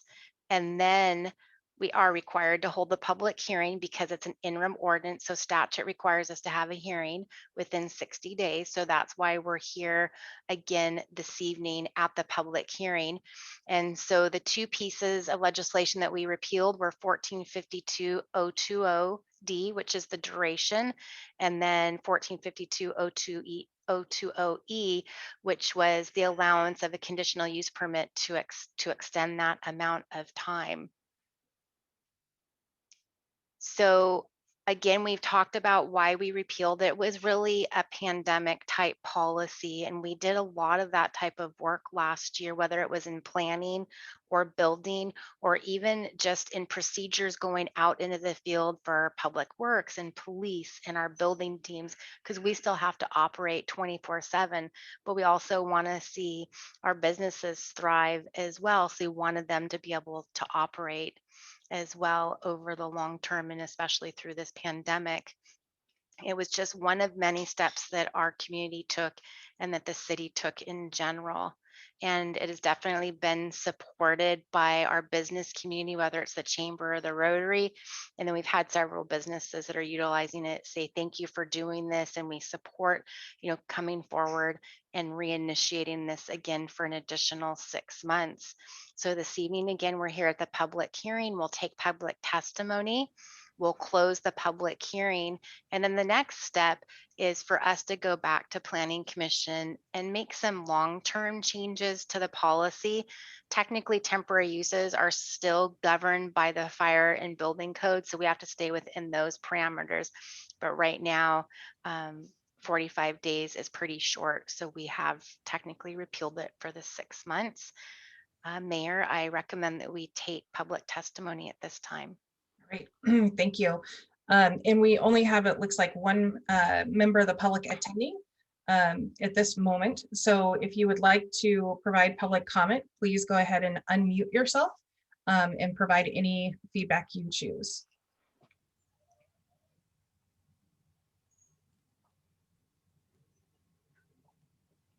Okay, I'm not seeing any, so I'm going to take that as a no. And with that, we'll go ahead and close the public hearing and move on to our first item of new business, Agenda Bill 21-37A, approve and authorize the mayor to sign the grant awarded economic development partnership agreement between City of Duval and Port of Seattle in the amount of $7,950. Ms. Wyckoff? I was taking notes. Good evening, Mayor and Council and members of the community. Before you tonight is a a grant agreement between ourselves and the Port of Seattle related to economic development. It's a grant we've been we've had one with them for several years now, an annual grant. It's a matching grant that the city is responsible for some in-kind staff time as well as an actual dollar match. The city works with Mountains to Sound. We also have an agreement with Mountains to Sound, who works with Savor Snoqualmie. It's kind of a trifecta, if you will, of work. So Savor Snoqualmie and Mountains to Sound do the tasks that are in the scope for the grant. They invoice us, we pay them, we submit that to the port for reimbursement, minus our match. So again, kind of a round robin way of it, but it's been a very successful program. They've done everything from wayfinding signs to updating signage on our trail. And by doing it through Savor Snoqualmie, we're actually promoting the valley. They promote the entire valley. And so things like their farm to table brochures and events brochures incorporates not only Duval, but Carnation, Falls City, North Bend, Snoqualmie. So I'm here to answer any questions if you have any. I'm not seeing any questions. This is technically a first touch, but pretty simplistic thing. So if council would like to move forward, I would be more than happy to entertain a motion to suspend the rules. Mayor Pro Tem? Mayor, I move that City Council suspend our three-touch rule in preparation to approve this evening. Do we have a second? Second. All right, thank you. We have a motion by Mayor Pro Tem Remington, a second by Councilmember Lengyel to suspend the council's three-touch rule in order to move this agenda bill forward. Is there any discussion? Seeing none, all those in favor, please say aye. Aye. Aye. All those opposed, please say no. Motion passes. And with that, Mayor Pro Tem. Thank you, Mayor. I recommend Council approve Agenda Bill 21-37A, authorizing the mayor to sign the Grant Award Economic Development Partnership Agreement between the City of Duval and the Port of Seattle in the amount of $7,950. Second, McHenry. Right, we have a motion by Mayor Pro Tem Remington and a second by Councilmember McHenry to approve Agenda Bill 21-37A. Any discussion? Seeing none, all those in favor, please say aye. Aye. Aye. All those opposed, please say no. Motion passes. Next up is introduction only, Agenda Bill 21-38A, resolution for the 2022 through 2027 Transportation Improvement Program for introduction. Mr. Lenishevsky. Good evening again, Mayor and Council. Any citizens remaining? Steve Lenishevsky, Public Works. So provided in the packet is the city's annual TIP, Transportation Improvement Program update. This is due to the state by July 1 annually. It's a first introduction. We will, discuss this, have a hearing, and then any further discussion and passage. For the nuts and bolts of this item in my screen share, one project was completed in full that was on our tip last year, so that's been removed. It's now in the completed section. It's grayed back. It's the 275th Avenue sidewalk project. And then Larissa has oriented these other projects that are partially in construction, not completed yet, and those are in construction by development related activities. So you can see the development community does build a good portion of our transportation system. The draft resolution is provided in the packet, as well as the overall TIP, the overall 6-year plan. This is a requirement, of course. This is a compilation of our own transportation programming. It's required for concurrency, as well as making sure the city's managing not only the funds that the Transportation Improvement Program fees are applied from and created by, but also we're programmatically preparing to do work that is needed to finish our roadway network. Of course, I know this is a list that is virtually impossible to conclude in some way, shape, or form, but we have to have a plan and we have to move forward to the best of our abilities. We did not reorient the list in general. Last year was kind of a light year with COVID. I still think, and we have committed as 3rd Avenue is our top priority right now based on some grants and some appropriations that are out in request. But other than that, this is pretty much the same as last year, except for some of the conclusions. Right at the map of the city's roadway network. That is all I really have at this time on the tip. I'm certainly here to discuss, answer any questions. I believe Larissa briefly shared this with the Public Works Committee last week in my absence. So that's where we are.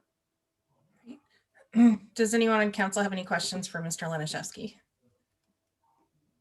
Councilmember Naplin? So the Planning Commission did see this last week on the 14th and had a couple questions, and the only comment that they came out of it was maybe showing a different type of map that shows, you know, what improvements have been completed, maybe a little different than this. So Larissa was gonna just kind of doodle around with some layering in GIS, but it wasn't anything different than what was presented. So. Thank you. Councilmember Naplin? Yeah, so just looking at the list, one item jumps out at me as being a pretty significant bottleneck in our city, and that would be the intersection of Main Street and Woodinville Duval. And what's interesting is it shows the price tag as only being $2 million, which sounds like a lot of money, but in the grand scheme of things, not a lot of money to fix that intersection. And so I am just wondering if we need to come up with a strategy for advocacy, because that project most likely would require some kind of partnership. It's kind of the convergence of a King County road, Washington State Highway, and sort of City of Duval all coming together. And I'm just thinking of how many times that intersection just breaks down in its function. You know, trucks trying to take a right turn, get hung up on the curb, create complete chaos, you know, flooding. It's just a bottleneck, you know, just a busy day of people kind of heading out to vacation. You've got travel trailers and everyone just trying to get out to Highway 2 along there. What are we going to do there to try to move forward on accomplishing something to fix that? This is a fantastic question that would have really been pertinent at 7:04 when Kathy Lambert was still on the call. Oh, I actually sent her a picture of a truck hung up on that spot saying, we need to solve this problem. Yeah, well, So part of your question, she knows. part of your question, certainly having this on our list is our share. And we all know that the bridge portion is not ours to operate, and that comes into the city. I can screen share real quick still because I have it pulled up. For those who don't know, which maybe is Ryan, one of the most heavily utilized intersections is this junction here. This is a county road coming in from the west, City of Duval property, you know, right in Main Street, Virginia Avenue, and this is Highway State Route 203. So as a small city in the state of Washington, under 25,000 population, we do not manage the road right away for the state. We are allowed to make improvements and obviously operate and clean it because they don't have to, but for the most part, anything we do has to go through the state of Washington. So to Councilmember Naplin's question, we need the state to participate. We need King County to participate. I know the mayor has reached out for, you know, Snohomish County to participate in some way, shape, or form. We are looking, and I haven't heard an update, Mayor, maybe if you could inform us on any sort of State Route 203. We had requested some funding for some planning level preliminary engineering sort of scoping and work on 203, the whole corridor, as it is, you know, a small bypass from Interstate 405 to the west to connect Highway 2 to Highway I-90. So, I mean, we have some reasonable, you know, requests out to try to understand how to improve this. But yeah, the $2 million is a pittance, like you're saying, Councilmember Naplin, on the ultimate configuration. Good news is we do have a really good contact now, because the signal that operates that intersection is not ours either. It is WashDOT's. They have a new tech who's very responsive. Must have been a month and a half ago. You kind of noticed an uptick in traffic in the evening commute, and I asked him to kind of check it out, and he did make some modifications after a couple of days of watching the traffic. So he is responsive, and has been the most responsive I've ever actually had in, you know, being out here for almost 20 years. So that's good news operationally. There are some other things that are, you know, low impact. I know we've talked about previously, maybe tied to some annexations on computer controls, connecting to the information network that King County and the state have, so that all the signals can, you know, work a little more synchronously. So we do have that, but yes, alas, I cannot solve Councilmember Naplin's problem with $2 million. So. Yeah, I mean, mainly I just want to come up with a plan to really advocate for it. I'm a little concerned that I don't really need a study to tell me that intersection is a problem. So I'd love to get the study going, but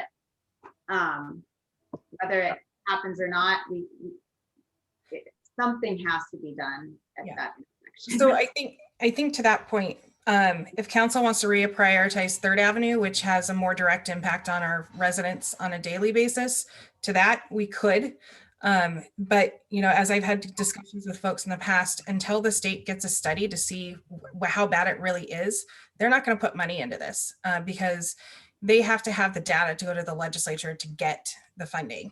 And to your point, it does have to be a joint effort. But, you know, in our conversations, we had prioritized 3rd Avenue. If folks want to shift that, to when you're dealing with those big transportation projects for a city like our size, you have to choose one and stick with it, and keep going until you get it achieved. If you start skipping around, you're going to be spending more time doing it. I'm not saying it can't be done. I just want folks to be aware of the challenges that come with that. But you know, that is definitely one of those intersections that's been a challenge. Again, you know, we know that most of the traffic that uses that intersection aren't even Duval residents. So I think that's another thing to think about as well, when we're reevaluating what projects we want to put in for money. But it's been a problem forever, for the entire 20 years I've lived here as well. So with the housing growth consultant, you know, while we need the improvements, we also have to think about what that money and that effort is for the actual impact on our residents. That's a complicated issue considering we have both Woodinville, Duval, and Northeast 124th to manage. So point well taken, and but I think we can definitely have more discussion on that. Councilmember Lengel.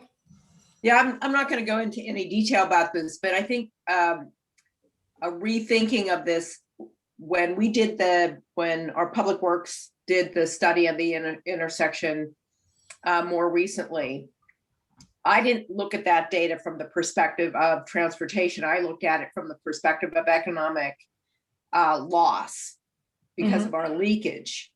And so maybe we need to rethink our strategy, leaving 3rd intact and thinking of another angle on that intersection that has more of an economic development focus around the leakage. Just a thought. Good conversation point. Right. Anyone else? Okay. Councilmember Schaefer. Motion to extend. And I'll let Councilmember Schaefer go, and then we'll get the motion. Okay, I'll be brief. Yeah, I fully agree with the issue we have at that intersection. Close by, just to the north, we also have the Cherry Valley intersection in the highway. And as I think most of you are aware, that intersection is a bit of a disaster. You can't even make a right turn there unless you swing clear out into the opposing lane to get your vehicle oriented correctly. And I've seen trucks do that and cars coming the opposite direction and almost cause accidents. Along with that, there's no pedestrian crossing there of any sort. And we do have, at the very least, we have Valley House down in that same area. So we need to give some thought to that as well, from pure safety perspective, if nothing else. I think that's now I really don't know what the history of that intersection is, but I think it's a highly unsafe intersection that we need to consider. And I realize that also will take state involvement as well. Steve, there's been a lot of work on that over the years. Do you want to provide a little background since it's been brought up? Yeah, I would say certainly, Councilmember Schaefer, that is a gift from our friends at King County. City inherited that road, so the city has made some pedestrian and bicycle lane improvements on Main Street and then connecting up Cherry Valley. But yeah, coming down Cherry Valley, the action that is potential that we could look into would be limiting right turns, i.e. no rights. Mm-hmm. What that will do is that will bring county traffic in and through 3rd Avenue and then down Virginia, which you understand what that means, right? Mm-hmm. So it's a tough one. A roundabout fit there, it comes down, it's a reverse angle. It's like you said, virtually impossible unless you know what you're doing and have a small enough vehicle to do it. So mm-hmm. Yeah, I think I was just double checking some of my notes on that, but. Yeah, and unfortunately, I don't have any good suggestions either. It's just one of those intersections we need to give some serious thought to. Yeah. Yeah, and I think Steve, they're in line with this. There's was some discussion on the discussion boards this weekend over sidewalks in 203. So I think we might want to schedule that for a cow and invite the public to talk about why the sidewalks are the way they are. This conversation comes up every couple of years, and what our limitations are in that process as well. Are you referring to the pedestrian incident? Mm-hmm. Yeah, the other problem with that is I did have the police officers investigate. If people do not report it, I do not have any measurable data to provide to the granting agencies or anything like that. Hearsay is anecdotal. They do not accept that. When we fill out all of our grant applications for state related or federally related grants, we do accident analysis, accident counts, whether they're vehicular or traffic related to pedestrians, bikes, all of that. So if it happens, it has to be called in, or it doesn't count. So because as soon as I saw it, we double checked. I had the officers confirm that they did or didn't have a report, and they did not. So not helpful to just put it on Facebook. And for those who are listening or listen in the future, WashDOT controls the type of pavement treatments we put down. They would not let us put the white piano bars down, which is why we differentiate it with concrete instead of asphalt. So we will be refurbishing the crosswalk flags. Joe's out this week, but I want to talk maybe about pressure washing the concrete. Maybe it'll brighten it enough. And then, if the city, I don't have any funding for it, but if we wanted to put the striping down and kind of tell WashDOT to pound sand and make us remove it, then they can come do that. But, we do have some issues and some options and maybe some new contacts within WashDOT who are more reasonable. But I'd certainly have a lot more to say to WashDOT if I had an actual incident that was reported. So it's unfortunate that it happened. It's also unfortunate it didn't get reported. Thank you. Mayor Pro Tem, first off, we are at 9:30, so we need a motion to extend the meeting. Mayor Pro Tem? Mayor, I move that council approve extending our meeting this evening beyond 9:30. Second, McHenry. Right. We have a motion by Mayor Pro Tem Remington, a second by Councilmember McHenry. Any discussion? Seeing none, all those in favor, please say aye. Aye. All those opposed, please say no. Motion passes. And Mayor Pro Tem, did you have another follow-up question? No, it was just ending the meeting, Mayor. Thank you. Okay, thank you. Moving on to Agenda Bill 21-39A, approve and authorize the mayor to sign the 2021-2023 collective bargaining agreement union contract between the City of Duval and Public Professional and Office Clerical Employees and Drivers Local Union Number 763, representing Public Works and Office and Technical Employees. For discussion and or decision, Ms. Thomas. Good evening again, Mayor and Council. Dana and I will be tag teaming on this. She was very nice and helped put the presentation together. Just as some background, we've been working on contract negotiations for about 5 months now with the Teamsters. And so we wanted to go over what the major contract changes are. We did all agree to a tentative agreement. Teamsters have voted on the contract and it did pass. And this evening we'll summarize the changes and what the costs of those changes are. So in Article 3, and so this is in your council packet, the contract is in your packet, so you can look along with the presentation. So section 3.1.1, the work week permits a flexible schedule that includes weekends for parks and maintenance workers. That was really important to the Public Works Department, and the union definitely agreed that that it was also important to the city as well. Section 3.2.5, comp time payout. One of our goals of the contract negotiation was to try and start to get a better handle on how much we pay out on a yearly basis for whether it's comp time or vacation or sick leave. And so we had really good discussions with the union on this. And so this section cashes out all comp time at the end of the year rather than an optional time or buying it down to 40 hours at the city's discretion. This will help us financially in the long run. Section 3.5, out of class pay. This provides clarifications that employees working out of class will receive a temporary increase of 5%. Section 3.7, seasonal help pay, caps the pay for seasonal help at a rate lower than the first step of the parks maintenance worker position. We also were able to agree that that was not a union position as well. So now it is completely out of the contract as showing up in there.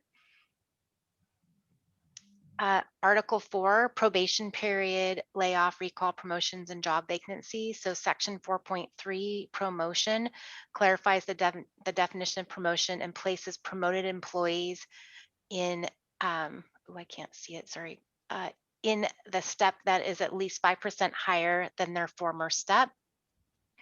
Article 5 is wages, cost of living increase. Historically, we've gone by a 10-year rolling average. In this agreement, we provide a 2.5% COLA in 21 and a COLA that equals a 10-year rolling average for the years 2022 and 2023. Article 7 is the section on leave. So vacation leave staggers the addition of an additional 8 hours of vacation a year from years 2 through 5, rather than adding 40 years at year 6. Article 8 is health and welfare insurance benefits. So section 8.1, medical coverage. The city's share of dependent coverage is increased from 75% to 80% in 2022. It also provides for an option out of the medical benefit provided in 2022 with the 50% city cost paid to the employee. Section 8.2 is dental coverage, switch from the Association of Washington Cities to a Teamster provided dental benefit. Article 11, which is our miscellaneous, we worked on footwear and clothing. So section 9.4 increased the boot allowance from $310. And it's really not just a boot allowance, it's essentially a clothing allowance from $310 to $400, and provide as a once annual payment rather than reimbursement. Whoops, sorry about that. Appendix A, this is section 8.3, which is longevity. We have added a 1% increase in pay for employees who have been employed by the city for more than 25 years. Section 8.4 addresses our public information officer. It adds the PIO pay to the contract at a rate of 5.5 hours of overtime per pay period. Wage and benefit study. So this is in Article 15. Wages and benefits, Section 15.1 adds that 8 mutually agreed upon cities will be selected in language to agree to meet and discuss results of wage benefit and study. The study must be stirred within 120 days after ratification of the contract of both parties. And upon mutual agreement of the 8 cities, the study must be completed 90 days after that. I don't need to put this in here. The council did approve the RFQ process for the review of the compensation study at the April 6, 2021 council meeting. And we had a really good meeting with our interim city administrator yesterday to review that RFQ. So now let's just talk a little bit about the budget adjustment, because a budget adjustment would need to be made for approving this contract. So approximately $73,000 in salaries and wages for the 21 and 2022 biennium, and approximately $50,000 in benefits for the 21-22 biennium. So that is a summary in a nutshell of the changes and the costs of the contract. So Dana and I are available for questions. Are there any questions from council? Councilmember Schaefer. Thanks. Laura, from what you showed us, I think this is in line with what we saw previously. I didn't really see any surprises or major changes. Was that your thought as well? Yeah, this is the tentative agreement that the parties agreed to. And so we haven't made any changes since that time. Okay, yeah, good. So this is technically the first touch, but it's all information as far as the final contract, but it's all information that's been discussed with council. If you would like to get this off the agenda, you're welcome to suspend your rules this evening and approve it. Otherwise, it can be moved to the next meeting. Councilmember Lingle. I'll make a motion to suspend the rules. I'll second. Right, we have a motion by Councilmember Lingle and a second by Councilmember Schaefer to suspend the rules for potential approval of Agenda Bill 21-39A. All those in favor, please say aye. Aye. Aye. All those opposed, please say no. Motion passes. Would someone like to make a motion on the agenda bill? Councilmember Lingle. I make a motion to approve Agenda Bill AB 21-39A. Second. Great. We have a motion by Councilmember Lingle and a second by Councilmember Schaefer. Any further discussion? Seeing none, all those in favor, please say aye. Aye. All those opposed, please say no. Motion passes. And I just will say, I think this is very well negotiated by our team in particular, and thank Dan Swedlow from Summit Law for always looking for fairness in his discussions, and he's been a good addition to our employment team. So thank you for that. Moving on to Agenda Bill 21-40A, Police Department Equipment Purchases for discussion. Lieutenant Sabrin. Good evening, Mayor, Council, Steve Sabrin, Duval Police Department. Before I use that agenda bill, as the mayor mentioned, it is a proposal to purchase 2 jet skis and a side-by-side utility vehicle, hopefully using anticipated stimulus funds. Tonight, I'm going to go through and talk about the jet skis a little bit, and then I'll talk about the side-by-side utility vehicle, and then I'll be happy to take any questions that you have. In 2019, we started a water safety program to address swimmer safety at the beach and enhance community outreach related to water safety. We also experienced a boating tragedy north of the city limits that year. We received 2 Yamaha jet skis through a law enforcement loaner program. We were able to get several members of our staff trained as boat operators, which allowed them to patrol the river during the summer months. We felt it was a very successful added service to the community that had been lacking in the past. We contacted several boat operators and provided a visible deterrent for unsafe boating practices. We were able to increase our community outreach by providing additional water safety information, and we received numerous compliments and gratitude for our presence on the river and the beach. Starting in 2020 and now in 2021, the pandemic has caused the loaner program to be suspended. Production issues have caused product shortages combined with a huge increase in demand for recreational vehicles and vessels. This has caused watercraft dealers to only sell their products and not participate in promotional programs. With reduced restrictions in the availability of vaccines, we are anticipating a higher than usual volume of people utilizing the riverfront in the coming months. In addition, the governor has encouraged outdoor activities to allow for social distancing. And over the last year, we've seen an overall increase in outdoor activities.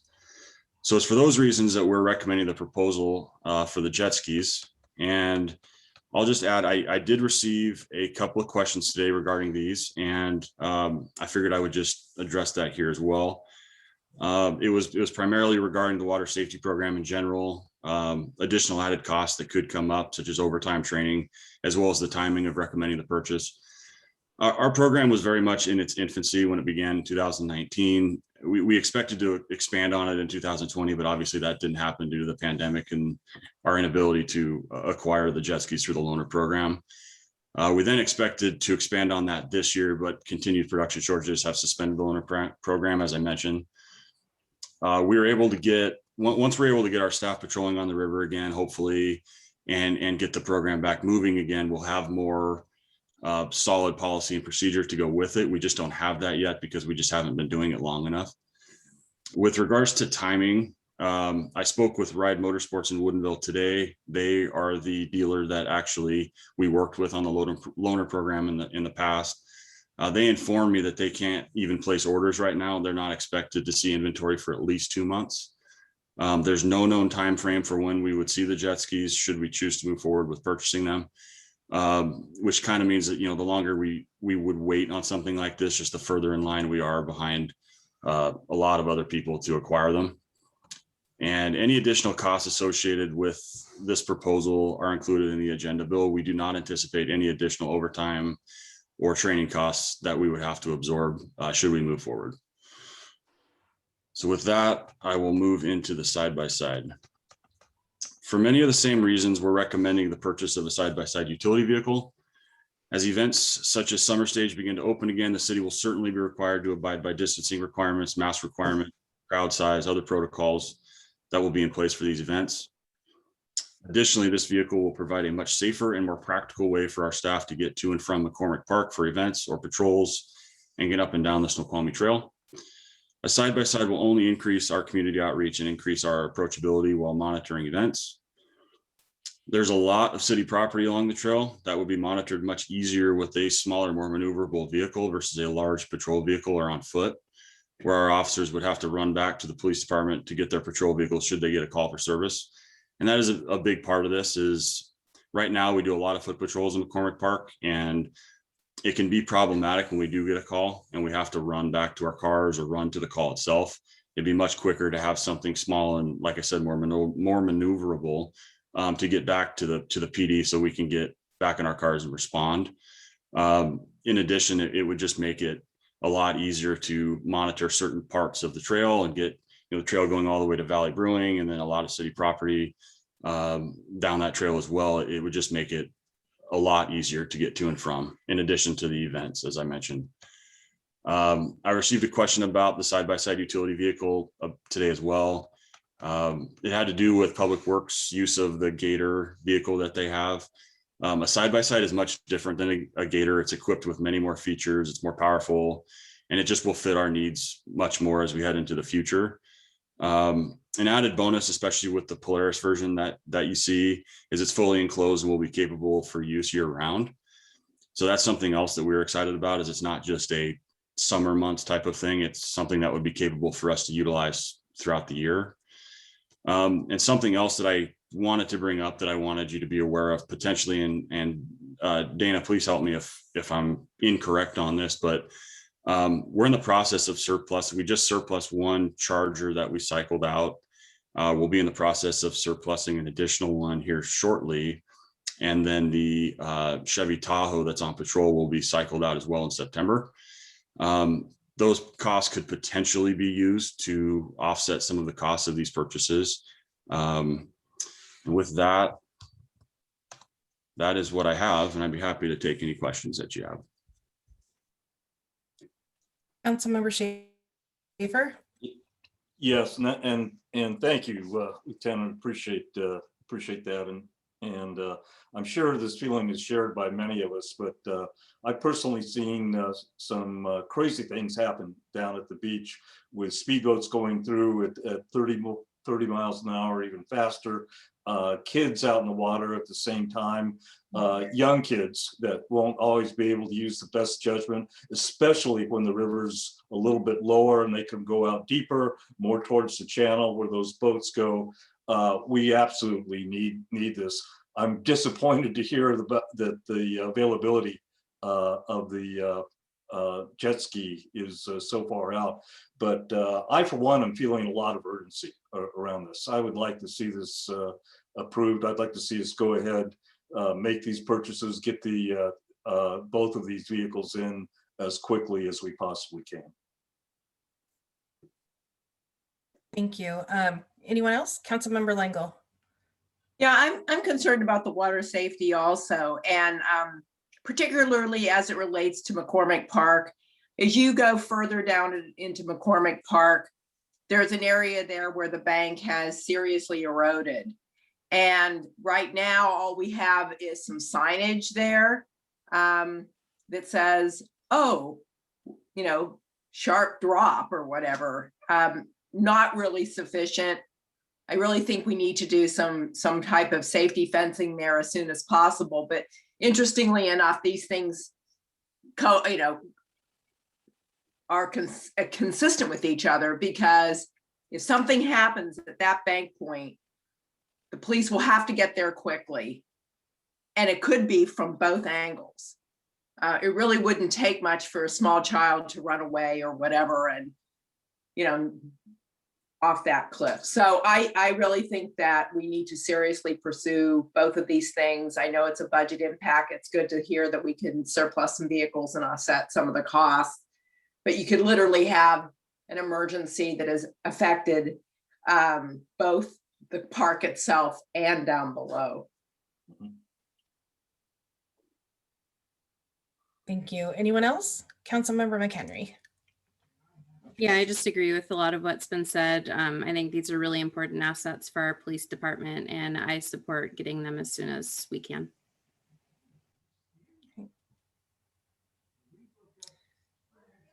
I'm not seeing anybody else that wants to make comment.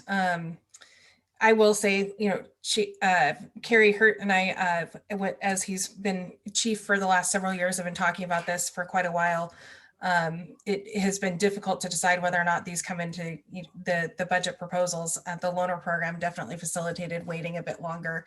But I appreciate the comments that we've seen tonight, and the council's recognition that this is needed. So with that, if there aren't any further discussion, if someone would like to move to suspend the rules tonight, we can do that. Otherwise, we can move this on to the next meeting, because this is a first touch for the council as a whole. I move to suspend the rules. Second, Henry. Okay, we have a motion by Councilmember Schaefer and a second by Councilmember McHenry to suspend the rules. Is there any discussion on that? Councilmember Napland? I just realized this might be discussion on whether we suspend the rules, but I just had another question. But Okay, can we wait until the motion? Thank you. All right, all those in favor of suspending the rules, please say aye. Aye. Aye. All those opposed, please say no. Motion passes. And then we can take a motion for the agenda bill, and then we can answer your question, Councilmember. Let's see, I move we pass agenda bill AB 2140A. Second, McHenry. We have a motion by Councilmember Schaefer, a second by Councilmember McHenry to approve Agenda Bill 21-40A. Now for discussion, Councilmember Napland. It's just super quick.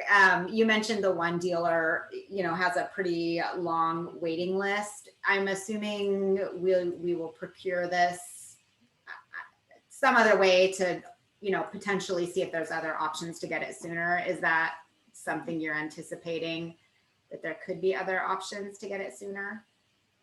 Yes, that's what will happen. We will procure this with the jet skis, since they're not on state bid. We'll go out and run through the procurement process and make sure that we're finding out if there's any way we can get them quicker, or there's a cost difference or anything like that. I reached out to them because that's who we worked with in the past, just to get an idea of where we're at with that, anticipating your questions of how soon we could possibly get them. So that's the only place I called, but we'll certainly be in touch with others. Okay, great. Councilmember Langle. Given that we don't know when we'll be able to get this equipment, is there something Public Works can do to create more public safety division on that bank? I've walked past there several times, and I really feel like we have to do something to fence that off. Or at least get that somehow in the immediate planning. It really is, I think, serious. Okay. Steve, if you can answer that tonight, but I think this is, it's a bigger issue that we want to have another discussion about. Yes. All right. Any further discussion on the underlying motion? Seeing none, all those in favor, please say aye.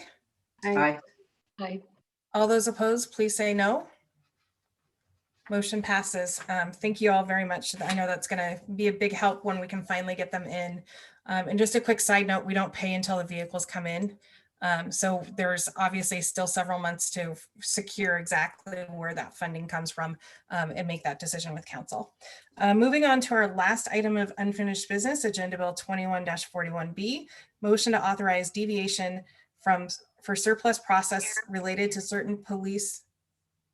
You added a new business item for the Roney Road overlay design contract. Oh, you're right. Correct. That's at the end. So we'll go ahead and do this next Agenda Bill 21-41B, motion to authorize deviation for surplus process related to certain police department ammunition. And then we will have that last item of business. Thank you, Mayor. Chief DeBach for Police Department. We are asking for a deviation from the current surplus policy in our continued efforts to provide our officers with more or less lethal options for their patrol. We transitioned away from utilizing the Remington 870 shotguns as a primary weapon for a long gun for the officers, and instead converted them to a less lethal option where they're deploying beanbag rounds. This process took a couple years to get done. It is now complete, and we have approximately 2,500 shotgun rounds taking up much needed space within our armory. We're respectfully requesting a one-time deviation from the city surplus policy regarding for the disposal of the surplus shotgun ammunition. Historically, the surplus process has allowed the public to bid or purchase surplus products from the city, but because it is ammunition, it would create additional requirements and liability for the city, obviously, to include complete background checks for all those who wish to purchase the ammunition. I'm proposing that you allow our current police officers to purchase the ammunition at a quoted rate of 18 cents per round. And this is a quote that we gained from our current ammunition supplier, and use the proceeds, approximately $450, to purchase additional 9mm ammunition for our patrol issued handguns so the officers can continue their training. Because with all the changes that are coming down regarding use of force and options like that, there's definitely going to be more firearms training involved in that as well. Doing so will allow us to free up a considerable amount of space of much needed room in our armory, as well as pay for necessary ammunition for continued department training. That's all I have. If you have any questions.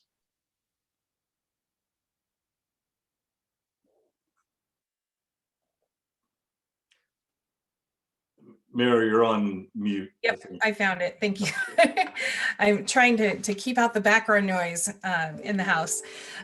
So if I'm not seeing any questions, is there anyone that would like to make a motion? See, Let's go Councilmember McHenry first. You've gotten all the first tonight, Councilmember Okay, Schaefer. You had your hands up at the same time. It's just double checking that we don't need to suspend our rules on this. I was looking at the review history and I wasn't sure if it counted, if it needed to be on actual agendas in meetings or if those all counted as touches. That's not defined in your policy? No, it's not defined specifically. So we call it the 3-touch rule, but you guys are welcome to suspend if you want or not. Well, that looks like 3 touches to me. So I'll go ahead and move that we approve Agenda Bill 21-41B. All right. Second. In a second. All right. I don't know who was first on that one for the second. I was just going to say, who said that? I'll just call it Councilmember Schaefer. So we had a motion by Councilmember McHenry, a second by Councilmember Schaefer to approve Agenda Bill AB 21-41B. All those in favor, please say aye. Aye. All those opposed, please say no. Motion passes. And thanks to the clerk, I normally have a printed out agenda with all the additions and corrections, and I've been juggling paper tonight, so I apologize. I missed our item number 5 under new business, which is Agenda Bill 21-42A, approve and authorize the mayor to sign the Northeast Roney Road Overlay Design Contract number 2021-20 with LDC Inc. in the amount of $24,600. And I will hand it over to Mr. Lenishevsky. Good evening again, Mayor and Council. Steve Lenishevsky, Public Works. So just coming straight up on the last minute edition after the discussion with our esteemed attorney who reads our code with all punctuation considered, it seems that the architectural and engineering services part of the code, if you notice in the agenda bill, talks about council approval, and then it walks through financial thresholds on the department manager or mayor or council, then mayor. So mayor signs and executes, but it says currently by definition that council approves. So typically this is treated as under 25. It's a budgeted item in the 102, the TBD, Transportation Benefit District Fund. We expected to procure an engineer for this. We used the MRSC roster and reviewed consultants, and lo and behold, it was under 25,000. I know some of that, sometimes that seems magical, as I took a call today, but that is the number on this project. It is not a large project. We budgeted 23, so that's pretty good. I know some council are hopeful our estimating and actuals get closer together than they have been in the past, which that, in my opinion, is very close. So it's reasonable in our opinion. We did find a consultant who does and has their SOQ statement of qualifications that shows they have done a robust type of pavement management and pavement preservation programming. So we are interested in trying them out and getting this project to bid as soon as possible. The bulk of this work is funded by the Transportation Improvement Board, TIB grant, and they are chomping at the bit. They are going to statewide stop allowing bids in, I think they said the June timeframe. So if we're not ready to go, they're going to want us to pause. So if we get design done between now and then, they'll allow us to proceed. So we are interested in proceeding. The Transportation Benefit District funding is coming in, I guess, more so than expected because of destination-based sales tax and the amount of consumption Duval addresses are doing on sales tax, the 0.2%. So Roney Road is in terrible shape. The new crack seal machine has been deployed and they are in Cameron Park right now. If you have or haven't seen them, it is going so fast. The crew are amazed at the addition of the new machine versus the old one. So even with the new machine, there's not enough asphalt to seal all the cracks on Roney Road. It needs to be remedied quickly, and the longer we wait, the more detriment occurs, which can increase the cost of the overlay. So it needs to get done. So with that said, long story short, I know Daniel and I conversed this week. The procurement, and I guess partly too why it hasn't been a big issue is, one, Daniel's new, good or bad, and then two, we are going through changing the entire code and going with a procurement policy. So that'll all get ironed out, and a contract of this size wouldn't necessarily expect to need council approval. Of course, something that's not budgeted would always need to come back because of budget constraints, but this is a budgeted item planned to be done, and the timing of such is where we had essentially no time to wait for another meeting, 2 more touches for the 3-touch rule. There you have it. Thank you, Mr. Laniszewski. Does anyone have any questions for him? Okay, not seeing any. So would someone like to suspend the rules and proceed with voting this evening? Mayor Pro Tem Remington?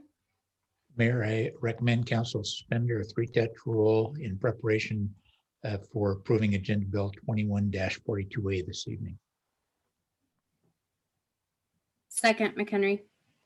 We have a motion by Mayor Pro Tem Remington, a second by Councilmember McHenry to suspend the rules. Any discussion on that? Seeing none, all those in favor, please say aye. Aye. Aye. All those opposed, please say no. Motion passes. And would someone like to make a motion on the underlying agenda bill? Mayor Pro Tem? Mayor, I move that council approve Agenda Bill 21-42A, approving the or allowing the mayor to approve the contract for the Roney Road overlay. Second, McHenry. Great.